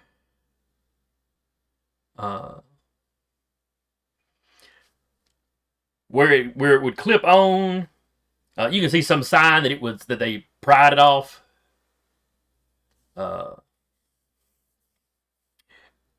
And there's also a little bit of blood on it. Like if it's on his arm, it's like maybe some blood ran down his arm and kind of pooled on that end of it. Not a whole lot, not like somebody. When they yanked it off, it like scraped him. But yeah, something like that. And like I said, where it clips together, you can tell there's signs that it was forced apart.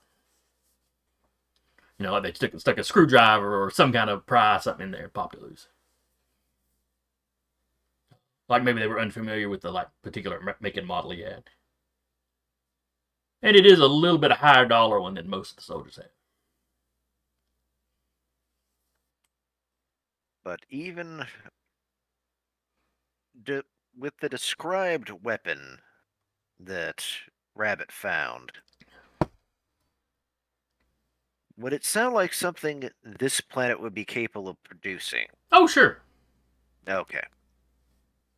Making sure this wasn't like an off-world kind of thing. Oh, it could be. But a superheated spike is not that hard for anybody. Yeah. I mean, if you really wanted to, you could do that with our technology today. Yeah. Another thing Tiana would have noticed though was the precision of the strike itself. Whoever did this knew exactly what they were doing, exactly where they were going for. Okay, so some form of, AKA assassin and or sniper, or some kind of good sharpshooter. Well, the wound is more like coming up from below. Okay.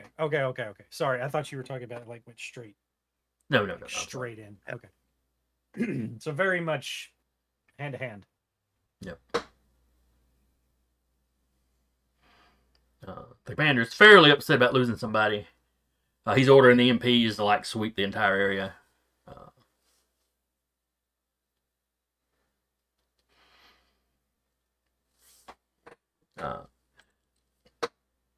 He's giving order nobody out of the base.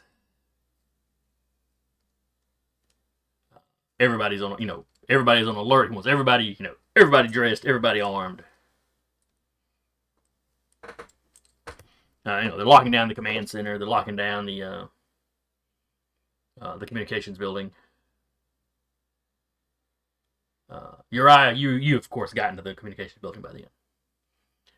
What is it you're trying to do in the? with my roll, could I tell that it was like done in the last few minutes, done in the last, And because we were in the office for a while.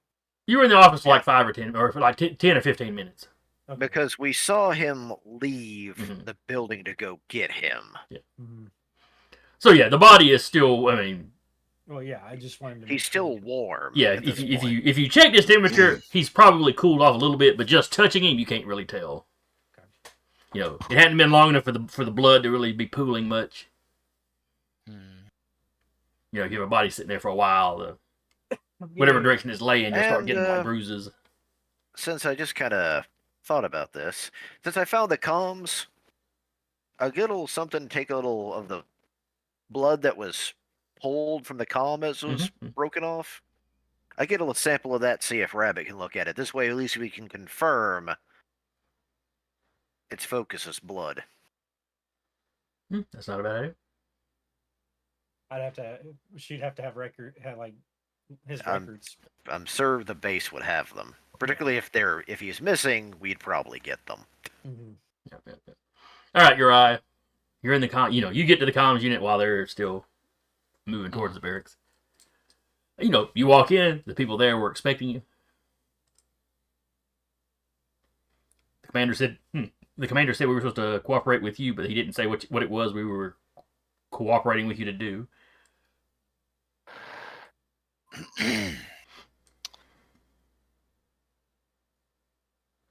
How good is your tracking of internal communications?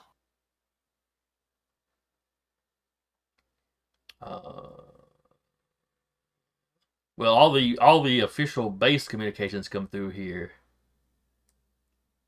Individual soldiers could use their, individual people with their own comm units could do just peer to peer if they wanted to. Are you able to trace those? Not really. Alright, I need to see every communique that came through here in the last 10 to 15 minutes.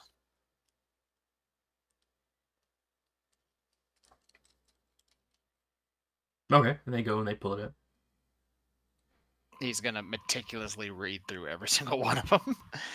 Do you have investigate? I do not. Do you have any triggers that you think would help you with this?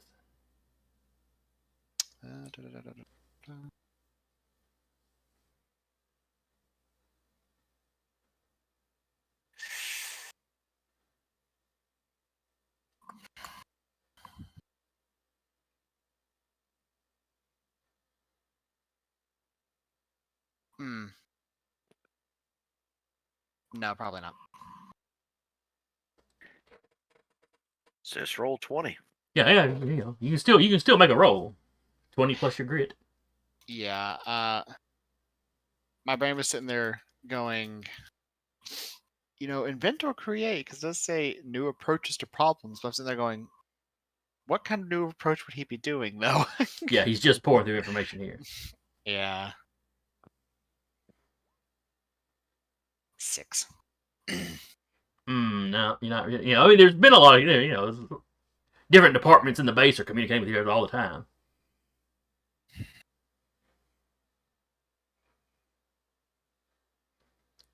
Nothing's really standing out to you. What was the private's name? The one that died? Yes. Spence. Can you find anything in here between Private Spence and the base commander?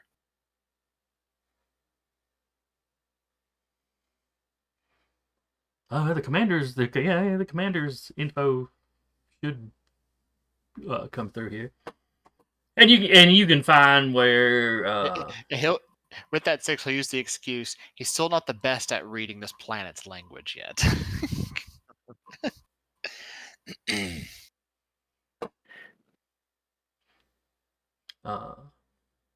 Question: we have Horton's comms. Did they find Spence's comm on him? Yeah, that's how they found his body. Oh, okay. They just traced it right to the locker.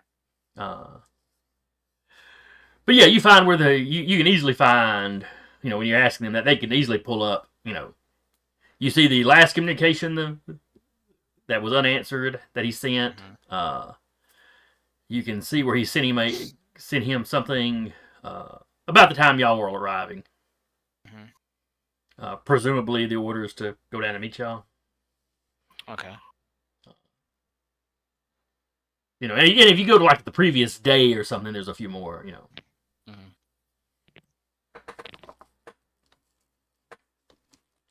And Horton is the alias for the other guy? Yes. Correct. Could you find Private Hortons for me? He's currently MIA. Oh, is that what the lockdown's about? Or let's see. Yeah, it's still be a red alert by now. I don't have all the specifics, but I assume so. They pull up his, like, yeah, doesn't look like he's been getting anything except the base alerts, when he's on duty, if he's being called somewhere, Okay.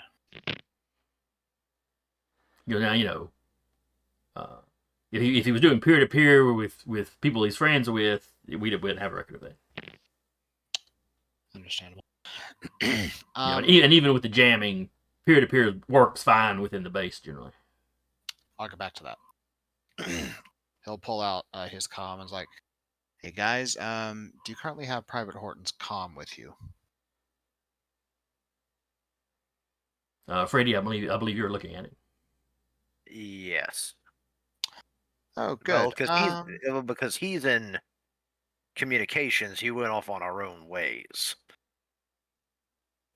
Yeah. Is there any obvious like drag marks or anything on the ground where the comm was dropped?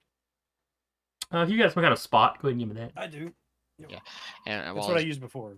Yeah, while Talon's doing that, Uriah say, "I need y'all to do a thing for me. So comms, describe the thing. 17. Comms can't track peer-to-peer connection. Y'all think you could pull something from it? See if you can't find any peer-to-peer communique from the comm badge?" All right, because I do have hack or fix. I could probably try to actually get into there. I'll assist. All right, so the two of you are trying to hack. To answer, Carr, your question, yes, there are some obvious drag marks. Okay, I'm going to like pop a button on my hard suit and go invisible. And I'm going to follow the tracks if I can. We'll give you a tracking roll here in a second. I assume that would still use my spot. Yeah, I would think so. Trying to find details. Okay. I would think so. All right, so Freddie, I think you're making the roll. And if Jesus, Cortev is assisting, so that gives you accuracy. Accuracy at D6, yeah. Yeah. While doing that, I was like, and while y'all are doing that, I'm going to 23. That ain't bad. Yeah. Let me see if I can help with their comm systems a bit. All right. So the two of you start tinkering. You're trying to bring the thing open. You realize it uses a like biometrics. You're scratching your head for a second, and you realize, oh wait, and you just take some of that blood off the edge and wipe it across the sensor, and it opens up. Luckily, it was still relatively warm. I mean, if it works. All right. And what do we have? The most recent communication, somebody named Smith, R. Smith, asked Horton to meet him in the bunker. Oh, not bunker, barracks.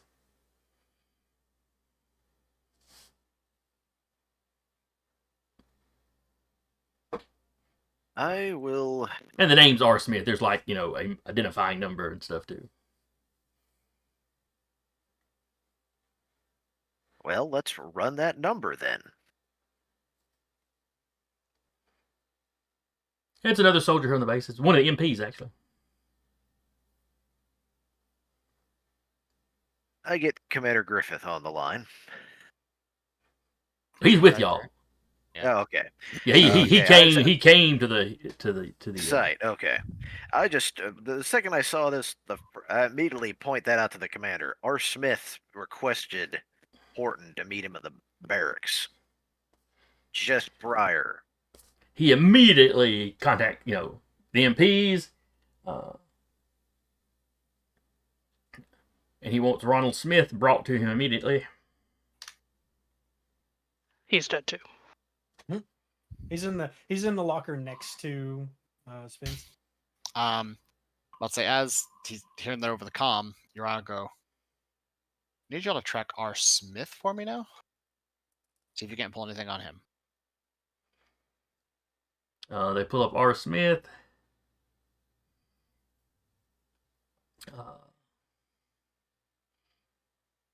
I don't usually make rolls for NPCs.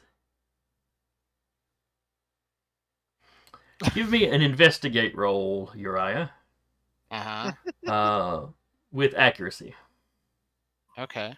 As you're basically you're coming up with the ideals, and you're having these guys do the actual work. Since they read the language better. Yeah. 17. Okay. That's pretty good. They have no record of him contacting Private Horton. But, peer to peer, they wouldn't. Yeah. But they've stumbled across something weird. How weird we talking? He used his Smith used his comm to tap,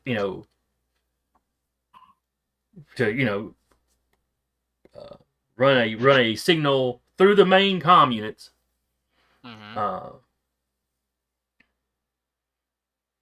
And send it somewhere out of the base. Like not like a regular broad beam. It was a very focused. It was a focused message to somewhere. Okay. And that somewhere was not in the base, and we know it was not in the base, and it was not back the way y'all came from. Yeah, so it was more out towards the actual front line.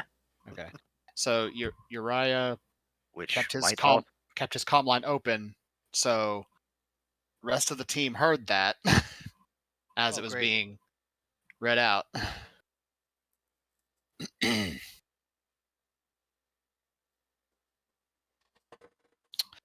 Commander, okay, on the other hand, I believe it'd be an interest if I can boost your signal a little bit more. Wouldn't you say? Do whatever you need to.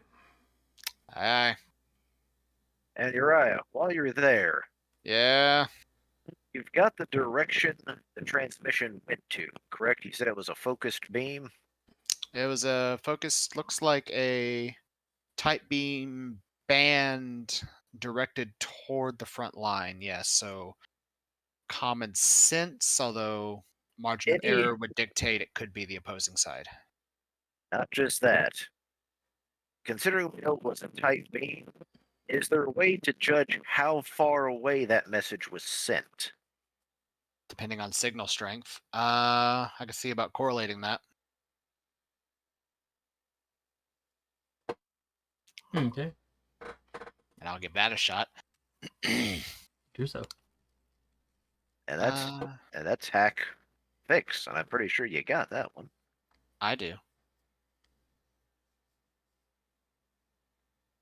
Although I don't think this would be under mechanic.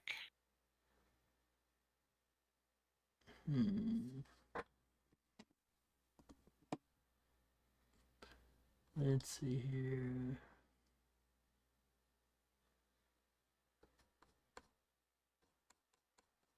I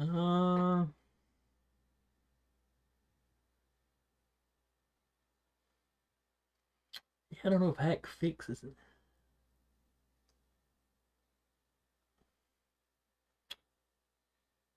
mean, if he's trying to boost the signal, that would be fixing their signal, I guess. Well, not so much boost the signal. Essentially, he's trying to piggyback that signal. Essentially, we're trying to triangulate the position of where the transmission went to. Yeah, go ahead and use hacker fix. Okay. You got the guys in the communication center helping you, so that's an accuracy. Accuracy. Okay.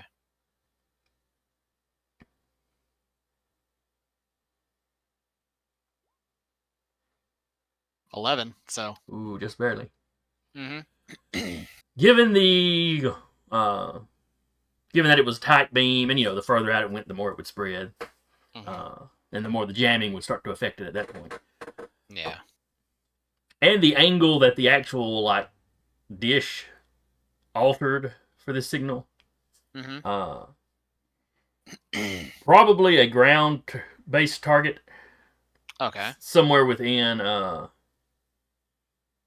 was about to say 2 miles, but they don't use miles. 4 clicks. Okay. Hey, Paydirt, you mind activating your holocom real quick? Turn it on. All right. He'll broadcast a sort of this is the general area where the transmission was received. And it's not perfect because the further out it gets, the wider the tight beam goes because signal degradation plus jamming. So rough estimate, but And I turn to Griff and go, do you know of any known enemy locations in that area from scouting or anything like that? No, I mean there have been fights over that way, but nothing too recently. It's all kind of hilly terrain right over there. You say hills? Yes. Bash, you know the term. Hills have eyes.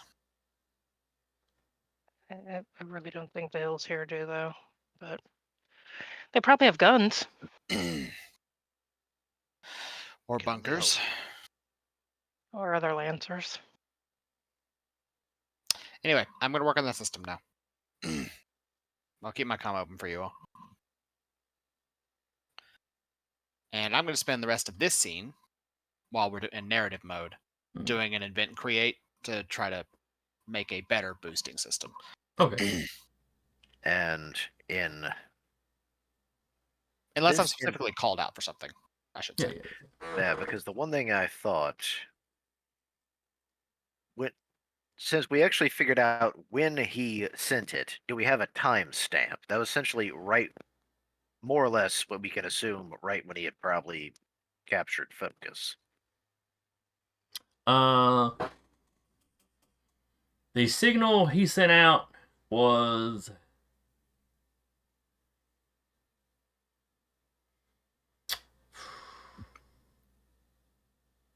maybe a few minutes before y'all walk through the front gate.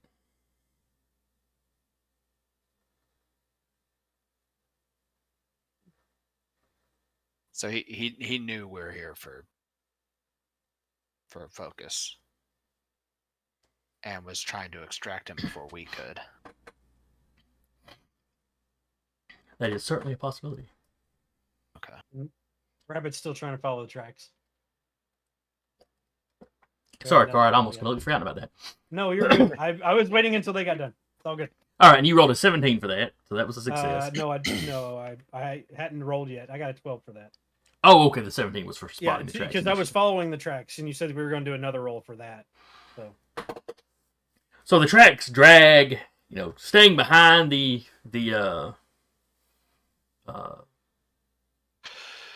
barracks. There's multiple barracks lining this wall. Mm.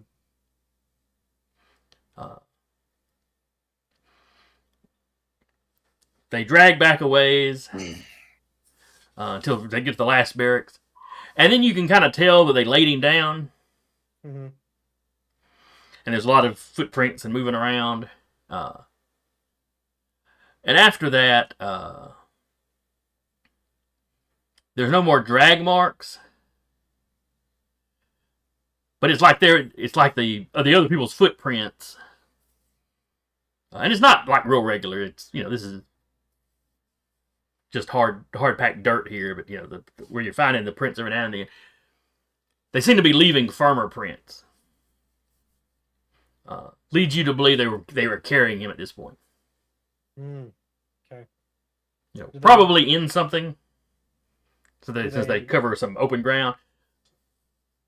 They probably put him like on a stretcher or something like that, something to tie him down to.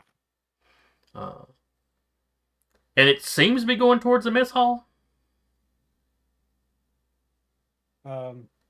She's in her stealth heart suit, so she's invisible at the moment, but she'll come over comms and say, I have Prince going towards the mess hall. Yep. And she's going to go that way. Yep. The commander starts to go to hit something and then stops himself. Yeah, I was about to say, we Damn, probably... If one of my MPs is compromised, then more of them could be. Shit. She's going to keep And he going. pulls his sidearm out.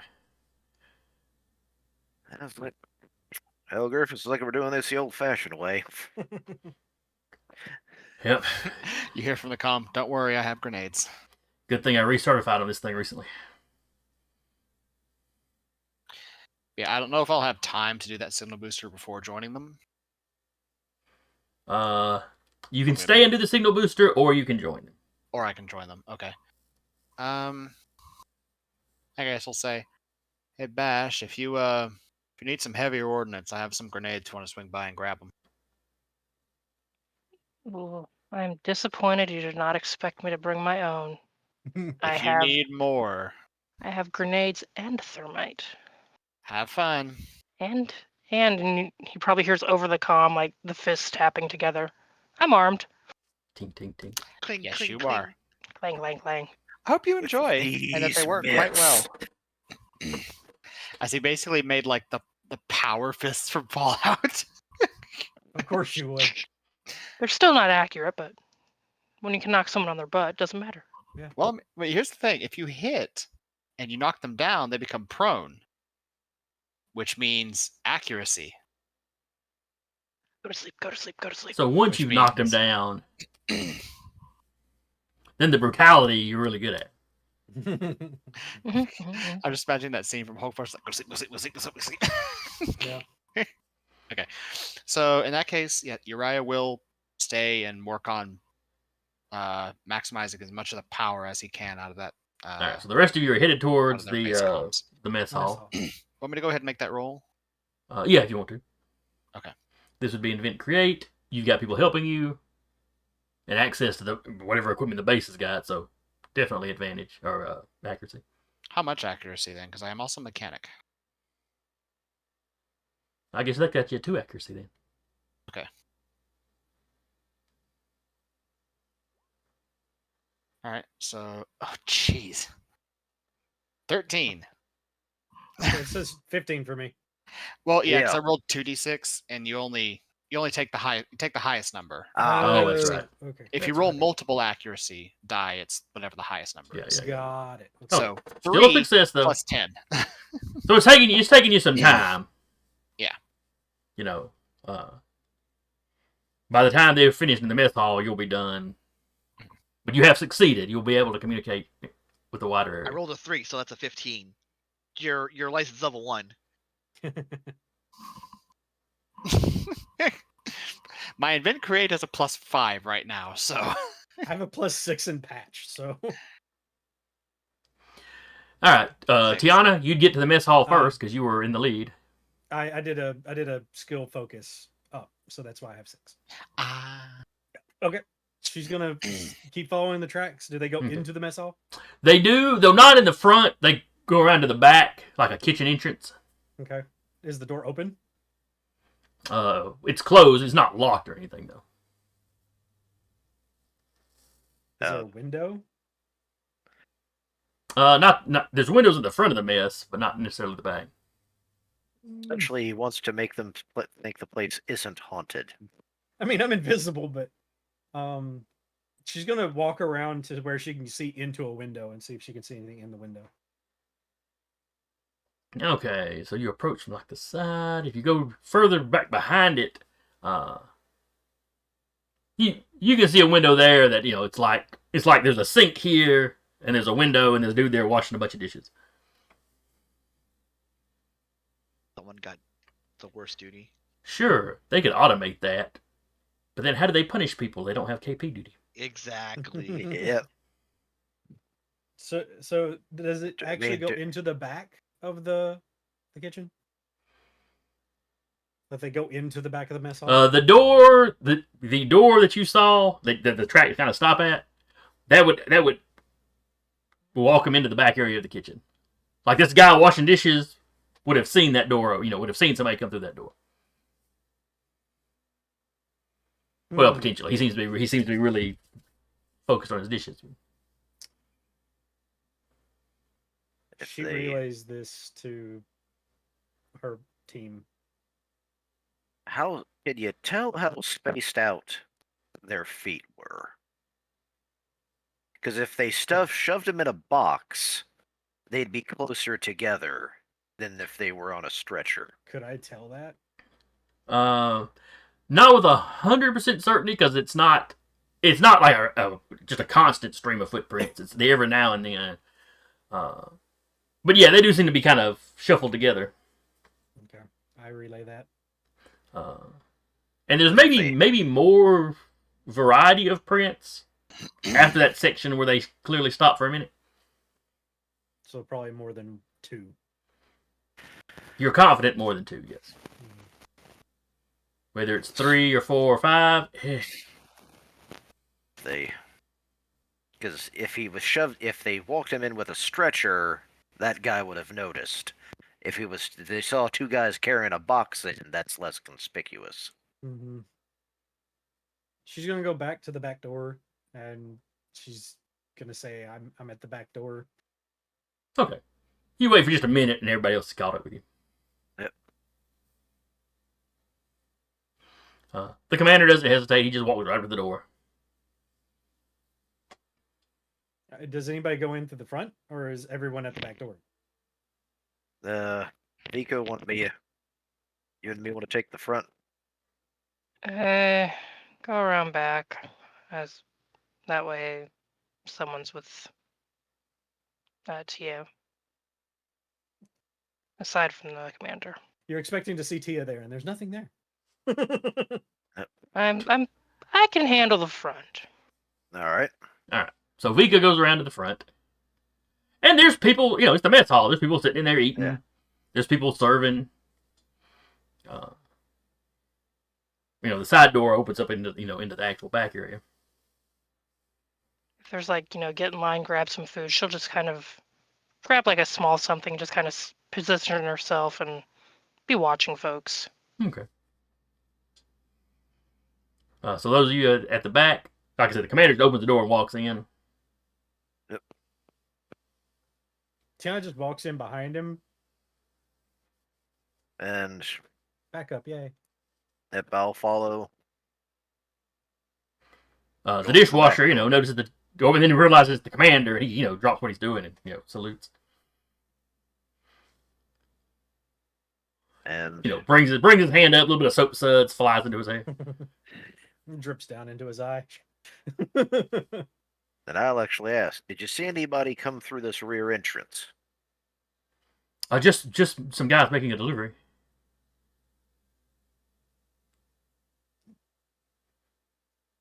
Which direction did they go? Oh, he points further back. They went back into the storage area there. I relay that to Vika. Is the storage area something she can see from where she's at? If it's on the... You can see a couple of walkways, or like hallways that lead into the back. It's like you got the area where they serve the food. Then there's like a hallway over here that goes to the back, which would probably connect to that door everybody was going in. And there's another one on the other side. Okay. There's a sign over there also identifying that the restrooms are down that way. But... So there's 2 ways to get to the back from where you're at. 3 if you count, jumping over the serving area. That's Uriah's job. Uriah yeah, that's a Uriah kind of thing. She'll act like she's going towards the restroom and just kind of keep an ear out for anything that may be going on. She is his twin, so... She could also probably easily vault something considering her height. Mm-hmm. Just step over it. Yeah, she steps over it. All right. Well... So the commander starts heading towards the... storage room. Yep. Okay, what are the rest of y'all doing? I mean, Vika's already said. As soon as she hears storage room, Rabbit's probably ahead of the commander and trying to get there before anyone else. Okay. Cortev? He's just kind of Overwatch, but not quite. Okay. He is Overwatch. That's all I know. Give me a spot roll. Spot roll? Yeah. Sure. Get back on CompCon. I don't have anything here. 13. Okay. So you're keeping your head on a swivel. Everybody rushes past. The dishwasher's still sitting there. Once the commander is clearly not paying any attention. And then you see him slide his hand under his apron and come out with a gun. Very move quickly. Get somewhere quick. All right, looks like he's drawing a bead on the commander. I mean, it could be any of y'all, but you get the impression he's drawing a bead on the back of the commander's head.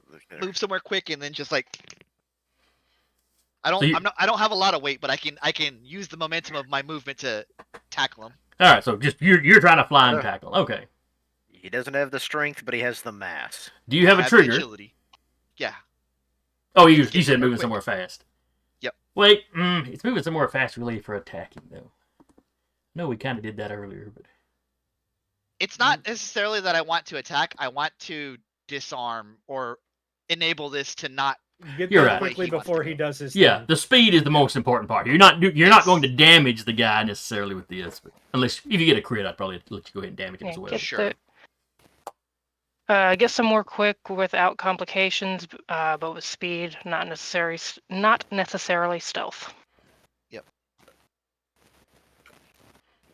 All right, give me a roll. Chase, flee, outrun, or pace the target. I've got a +6.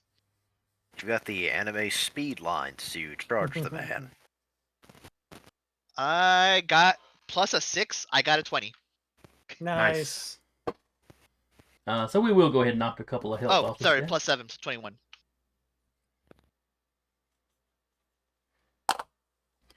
So you run, you smack into him.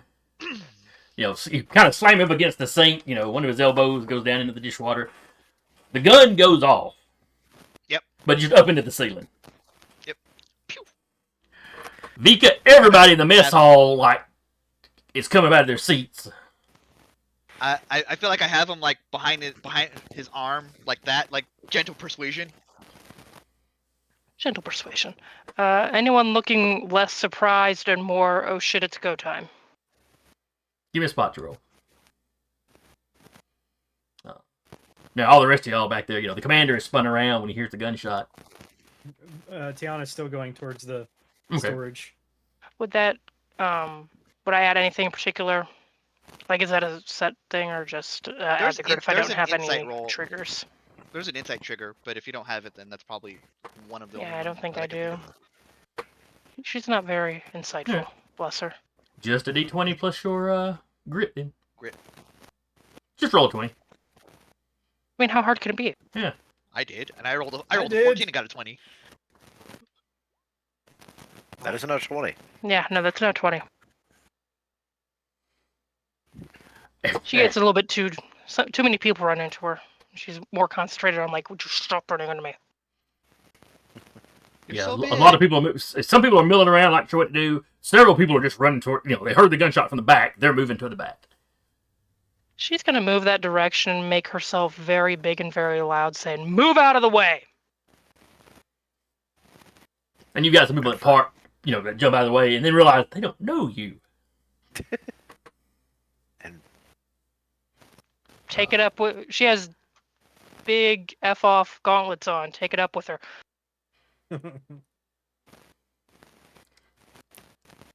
Suddenly in storage. Oh yeah.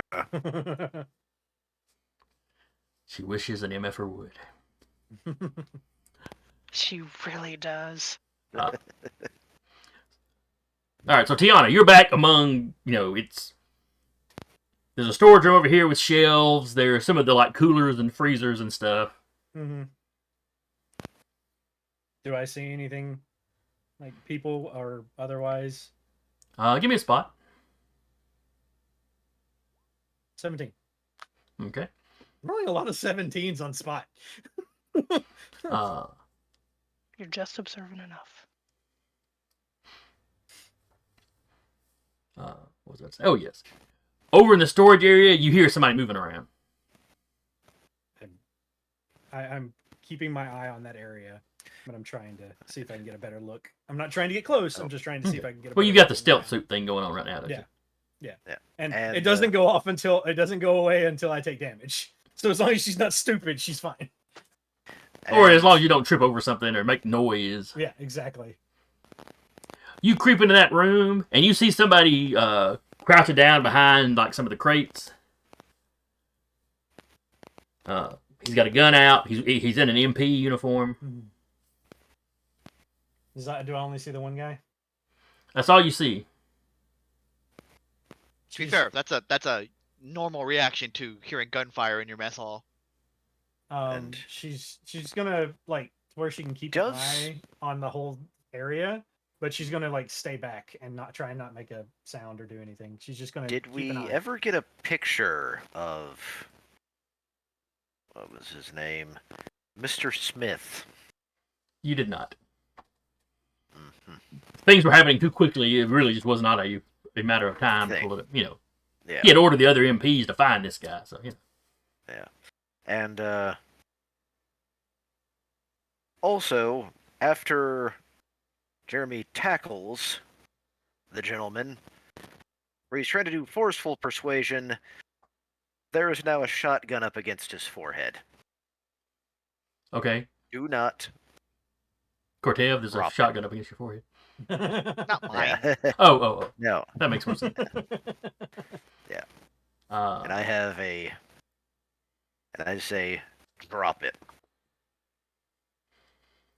Let's see. Do you have a charm or an intimidate?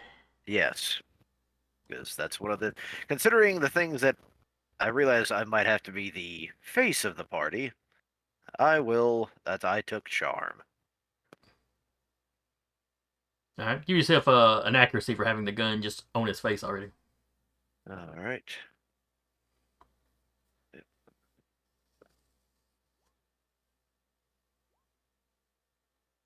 So it's a 26.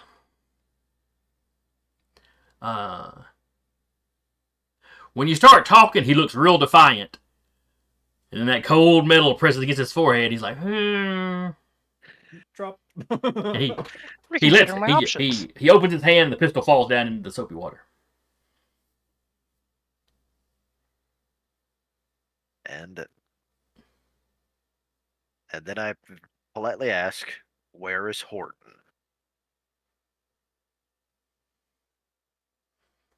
I have no idea what you're talking about.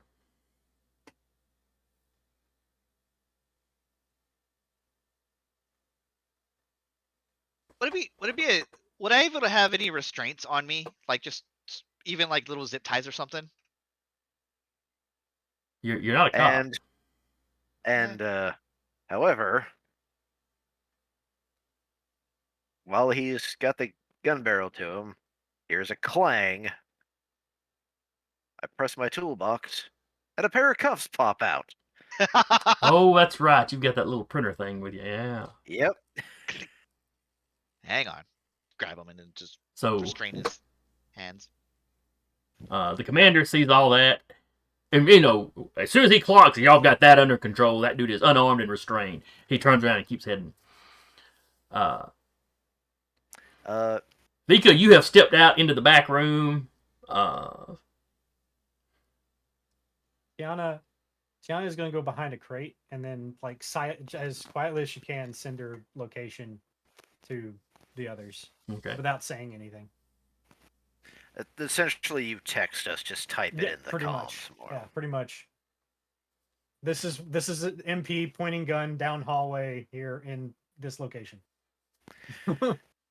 And what Vika, you're the closest one to that location right now. Vika's like, finally something I'm good at. Oh. And as the commander's running down that way, after I hear that, I let the commander know. He's got there's someone in the storage room with a gun pointing down that way. He nods. This way, so he doesn't just run straight in and get shot. No, Vika, he's gonna do that. Yeah, Vika, if you look to your right, you see the commander and this horde of your buddies coming this way. If you look to your left, just a 6 or 10 feet down. What an odd measurement. You can see the doorway that would go into that room that Tiana said she's in. And then on the other side, there's coolers and freezers and stuff. Yeah. It's like any time we play Call of Cthulhu. And I'm pretty sure 2 sticks of dynamite will do this. Let's round this up to 20. And Tiana is going to basically Overwatch, and if someone tries to shoot her friend, she's shooting the person. Never one for subtlety. Vika's just gonna use get somewhere quick to get into the room while trying to dodge any fire that might come her way, since she is aware that there is a gun. All right, give me a roll for that. In true Vika fashion, as you burst in, pull the wall. door. No, not through the wall. Push through the door and use the door as cover. I think the door is open. Yes, the door is open. Oh, okay. Yeah. Dang. So. This is a room. It doesn't have like a closing door on it. Really? Could I roll something other than a 7? No, apparently you couldn't. Luckily, you have a buddy on Overwatch. So you see Vika come barreling around the corner. Oh, yeah! And it's like she's trying to dodge, but you realize she's dodging right into the line of fire. And that dude is definitely getting ready to fire. Okay. He just saw this behemoth come through the door. So I roll a 1d20. Please just roll a 20. Yeah.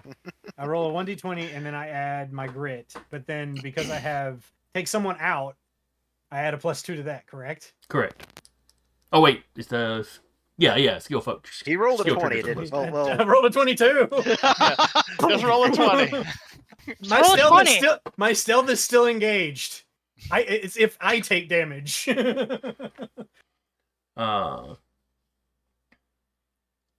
And as soon as she shoots... So the MP would see the muzzle flash. Yeah, but as soon as she shoots, she's... it's a energy weapon. I don't know if they have muzzle flash. Well, the entire beam would be a flash then. That's true. But as soon as she fires, she's going to be depending if the beam was visible. Yeah. But it's science fiction. It's anime sci-fi. The beams are very visible. Yeah, she pops the guy and then she repositions is what she's going to do. How much damage do you do? 2 damage. So they're if visible you and capable of causing because it's above 20, that would be 4, I guess, if you wanted to do it that way. Yeah, we will do it that way.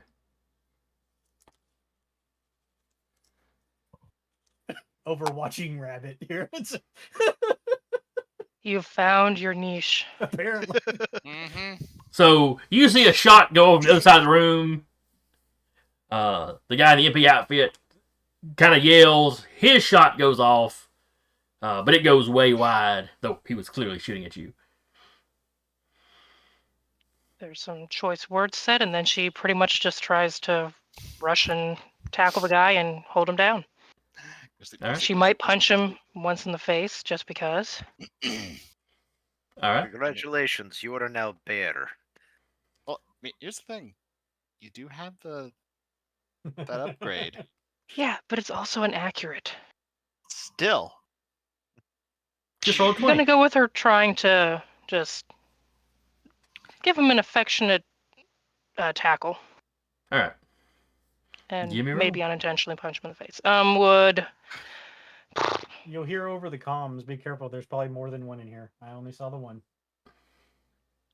Information I could have used on the text. Would stay cool applying this. Perform a task that requires concentration, dexterity, speed, or precision under pressure. That doesn't sound combat oriented exactly, though.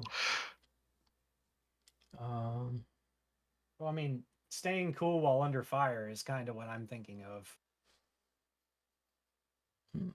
Yeah, go ahead and use it. Okay. That's the only thing I can think. Because you've also got to apply fist to face, which also isn't a perfect fit for what you're doing. Yeah, I've got 4 for apply face to face, but I'll use a stay cool. Okay.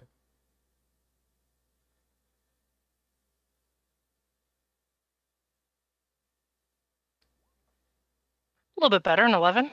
That's a success. She will just... She's not so much going in for the attack, but she's going to make sure he is definitely secured in giant bear hug. She might lift him up off the floor. Feet may be dangling. So all y'all outside, we all hear that second multiple gunfights in there. The commander gets up right to the door. He's like, his back right, next to the door.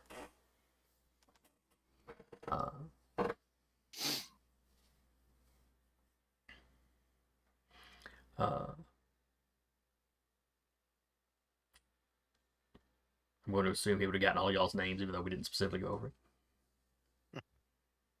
Vika? Yep. He glances around. He sees you sitting there just holding the guy up off the ground. This yours, sir? I thought he was. He comes in like, clearing the rest of the room. But it seems like the two of you are alone in there. I'm assuming with him being an MP, he got something on him to secure hands, so I'll let you do that while I'm keeping it. He walks over, he digs out the guy's cuffs and cuffing a man with his own cuffs. Digs around in the pockets so he comes up with the keys. So he doesn't leave the keys with the guy. Is there such a thing as scanning for biosignals? I assume Freddy or Cortev would have that, but I don't have thermal goggles or anything like that. Yeah, if you were in your frames, I'm sure you could. Yeah, in the frame. Sure. Yeah. Good luck fitting that into the mess hall, though. For now. Challenge accepted. Everyone rolling up with half-size frames. That's all it would take. Rig. But you have. I think 2 of us are planning on taking size half rigs. I think so. You and Rap, I think. Yeah. But anyway, you have Smith secured now. She'll put his feet back on the floor, but just kind of keep a good grip on his shoulder. Maybe a little bit too tight. Do any of the boxes look out The of wounded place? shoulder or the unwounded shoulder? She'll be polite because the commander is here, and it'll be the unwounded shoulder. Okay. Oh, was that car? Is there any out of place boxes or anything like that? There's all kinds of boxes in all kinds of different sizes. Only a few of them were big enough to stick a body in. She's gonna start opening boxes. All right. You just see one pop open. There's no one there. Rabbit. She clicks the button. She comes back. A little bit creepy there, but all right. Or I could. All right. When I come into the room, I ask him, which one's Horton's in? I don't know what you're talking about. I just heard gunfire. Took a position. Still opening boxes. Yeah, okay, this one's full of potatoes. This one's full of, prepackaged meats, or not meats, that'd be in the coolers. And I tell him, we found Spence.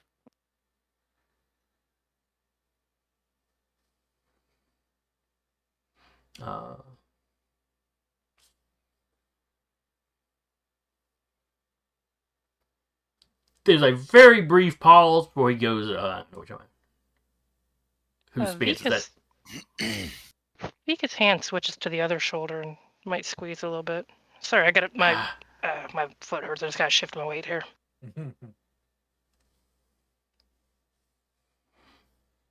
We'll squeeze him and call him George.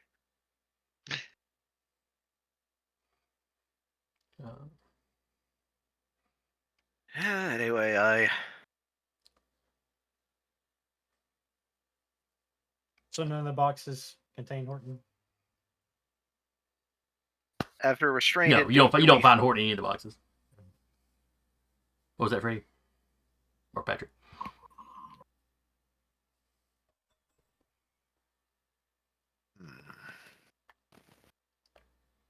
Wow, could be right. Are there any areas, like, in this room, considering some of the stuff they had,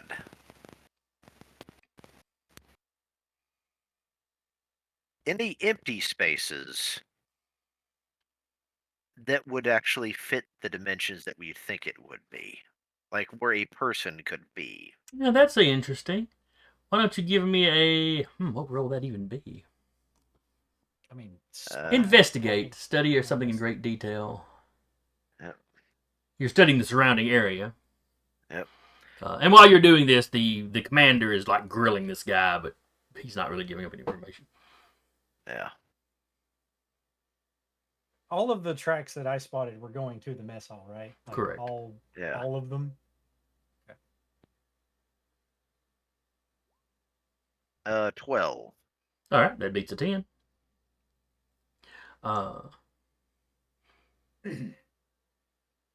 You're looking around. Nothing occurs to you in this particular room. And then you look out across where the coolers and the freezers are. And you realize between between the cooler and one of the freezers, there appears to be a decent little gap. There's like a wall from here.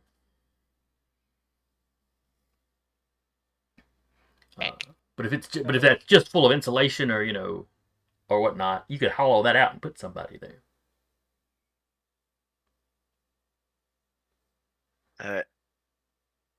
And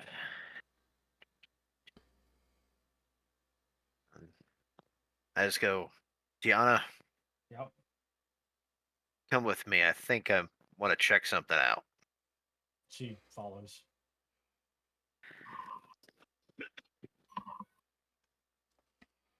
All right. So you're basically trying to find. Well, you're basically searching the area. Yeah. Give me a spot, either one of you. Okay. Up to you, Freddie. You want me to roll? You want to roll? I don't have spots, so it'll be you. I'll spot. All right. Go ahead and give yourself an accuracy, because Freddie has come up with this idea. He's giving you what he's noticed and what his thought process is. 11. Only barely, but barely works. So you examine that gap in the wall. Nothing there. You go into the cooler, and poking around in the cooler, you move some cases, some boxes stacked against one of the walls aside. And there is a very poorly concealed hole in the wall. About 4 feet high. They covered it over with something basically the same color as the wall, but up close, and when you move the packaging out of the way, it's very clearly just something pressed up against the wall. And when you look back in the wall, it's like they've hollowed out a bunch of insulation. And you see he's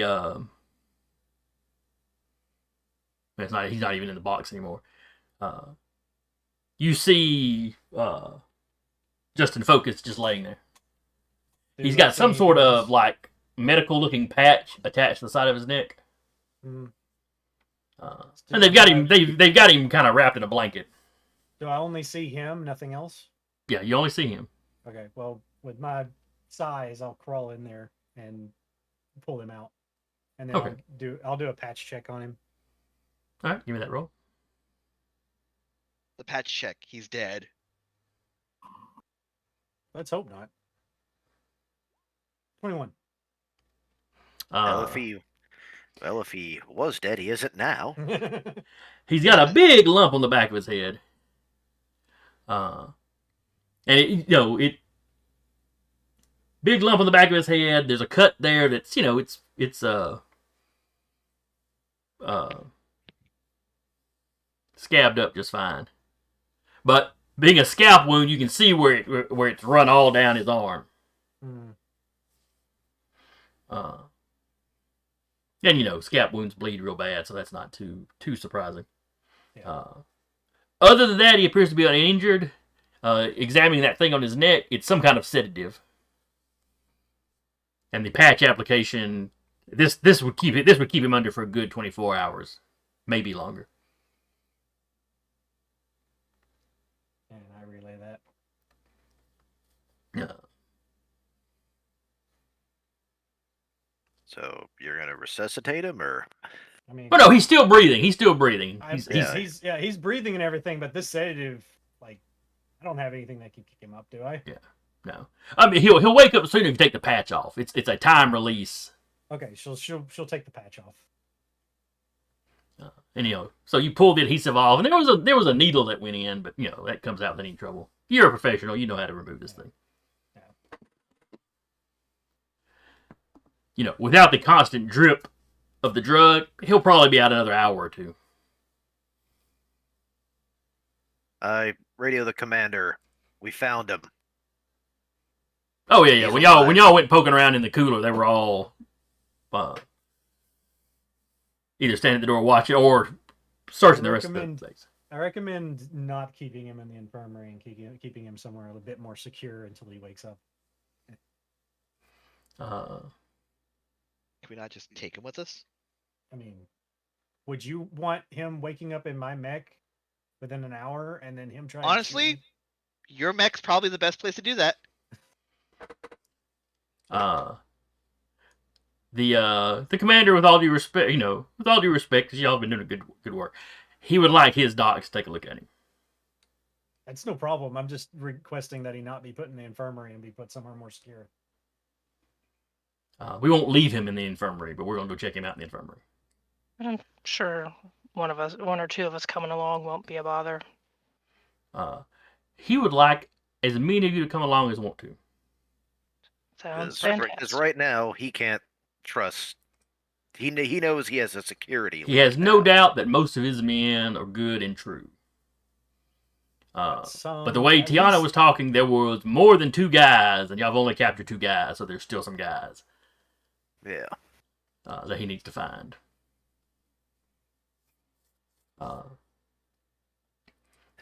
And he addresses all the guys out front that came running back, right behind Vika. He had addressed them and had them like searching the building, tearing this place apart. Well, when they get him to the infirmary, Tiana's going to assist in any way that she can. Okay, and they just do what you did. They just go over, okay, and they're a little concerned that blow to the head. He could have at least a slight concussion. So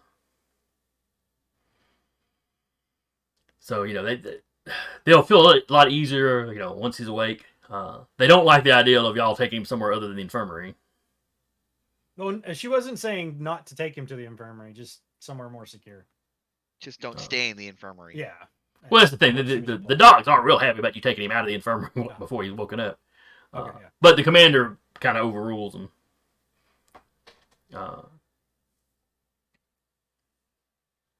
And you wind up basically in the they don't call it jail on a military base. Brig. The brig. Brig. There's nobody currently in the brig. It's one of the more secure buildings. It probably has some kind of medical facilities too. Actually, currently right now we'll have 2 people in the brig. Well, yeah, I guess so. Do And really a couple of the docs from one of the docs from the infirmary comes along with you. Yeah. And since basically all you're really doing is monitoring him until he wakes, until the drugs work out of his system, and he wakes up.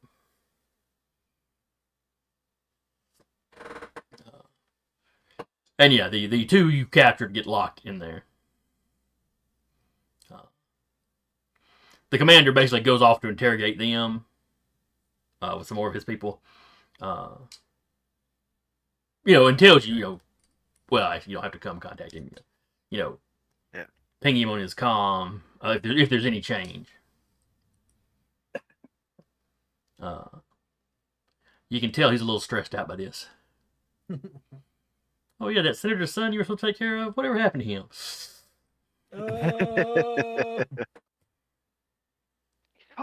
He's fine. Tiana's Just taking a nap. Ping Eric's character. Hey, you might want to ask them to look up all of the people on the base for that particular signal you found, or something similar, and see if they can find names for all of them. The beam kind of thing, where that beam, essentially, the way he described it. Well, I think what Carr's meaning is anybody else that was doing that kind of piggybacking. Yeah, gotcha. trying to relay information to the other base. One moment, almost done. Giving a bit of extra juice to their doohickey here. All right, and you'd already made the roll to do that, correct? Yeah. Okay. Got a 13. Yeah. So, you tell Freddy that, and then just a couple minutes later, y'all get it set up, and y'all manage to punch through the interference. It's not perfect, but you can get a signal out. Oh yeah. And there's y'all get a signal out. You don't know that you're not necessarily receiving signals any better. Yeah. Hey, Commander. Griffith's like, what is it, Uriah? Well, you can send signals again.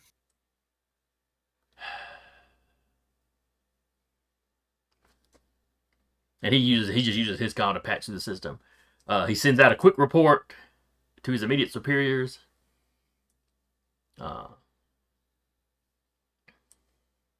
Basically stating that the garbled message, but you guys have shown up.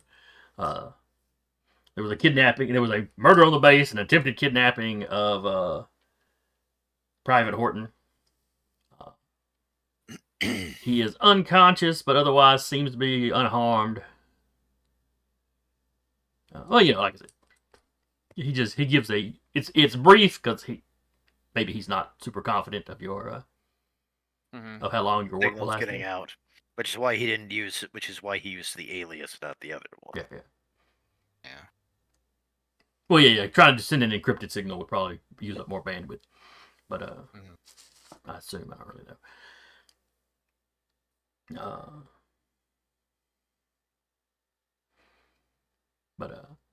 So yeah, he does that.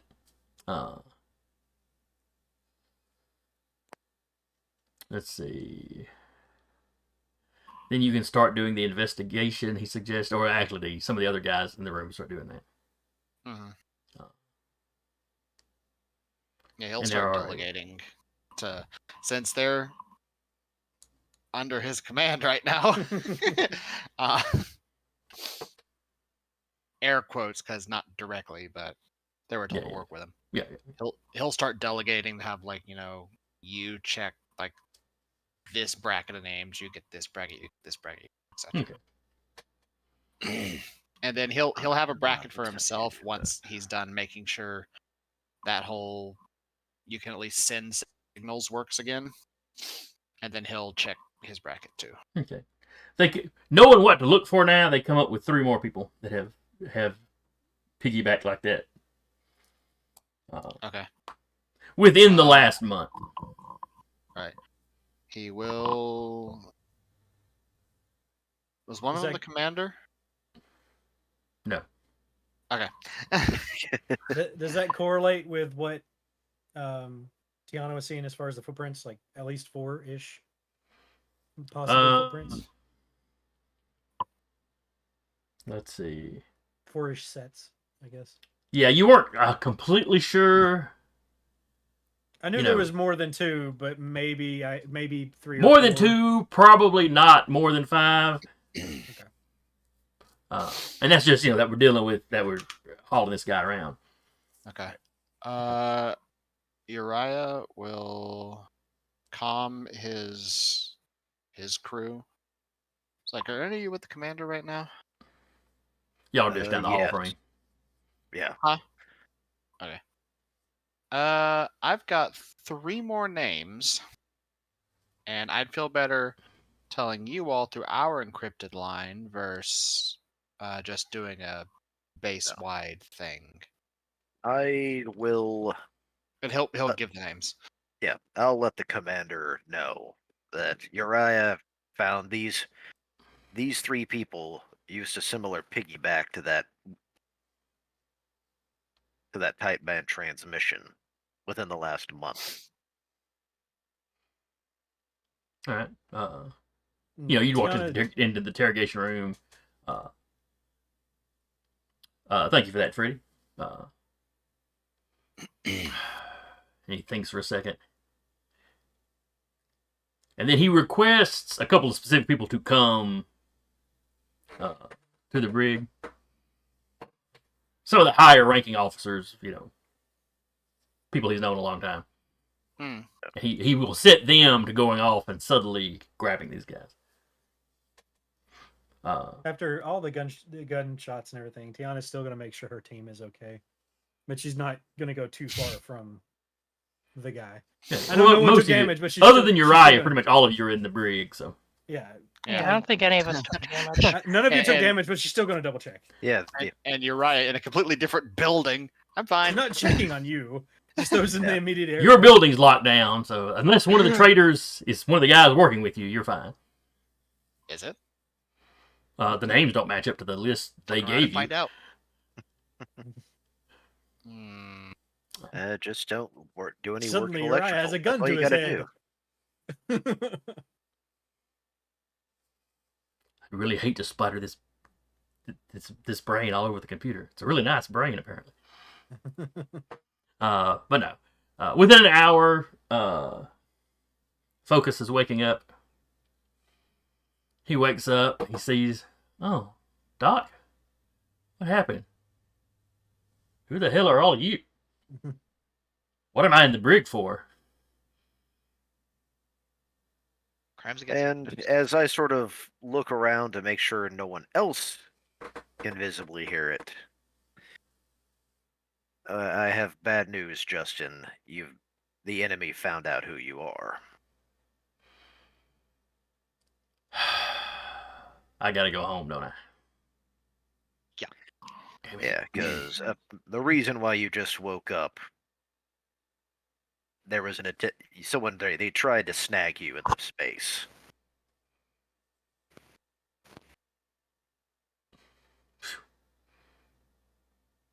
You'll be okay, but more than likely you'll probably have a concussion, if anything.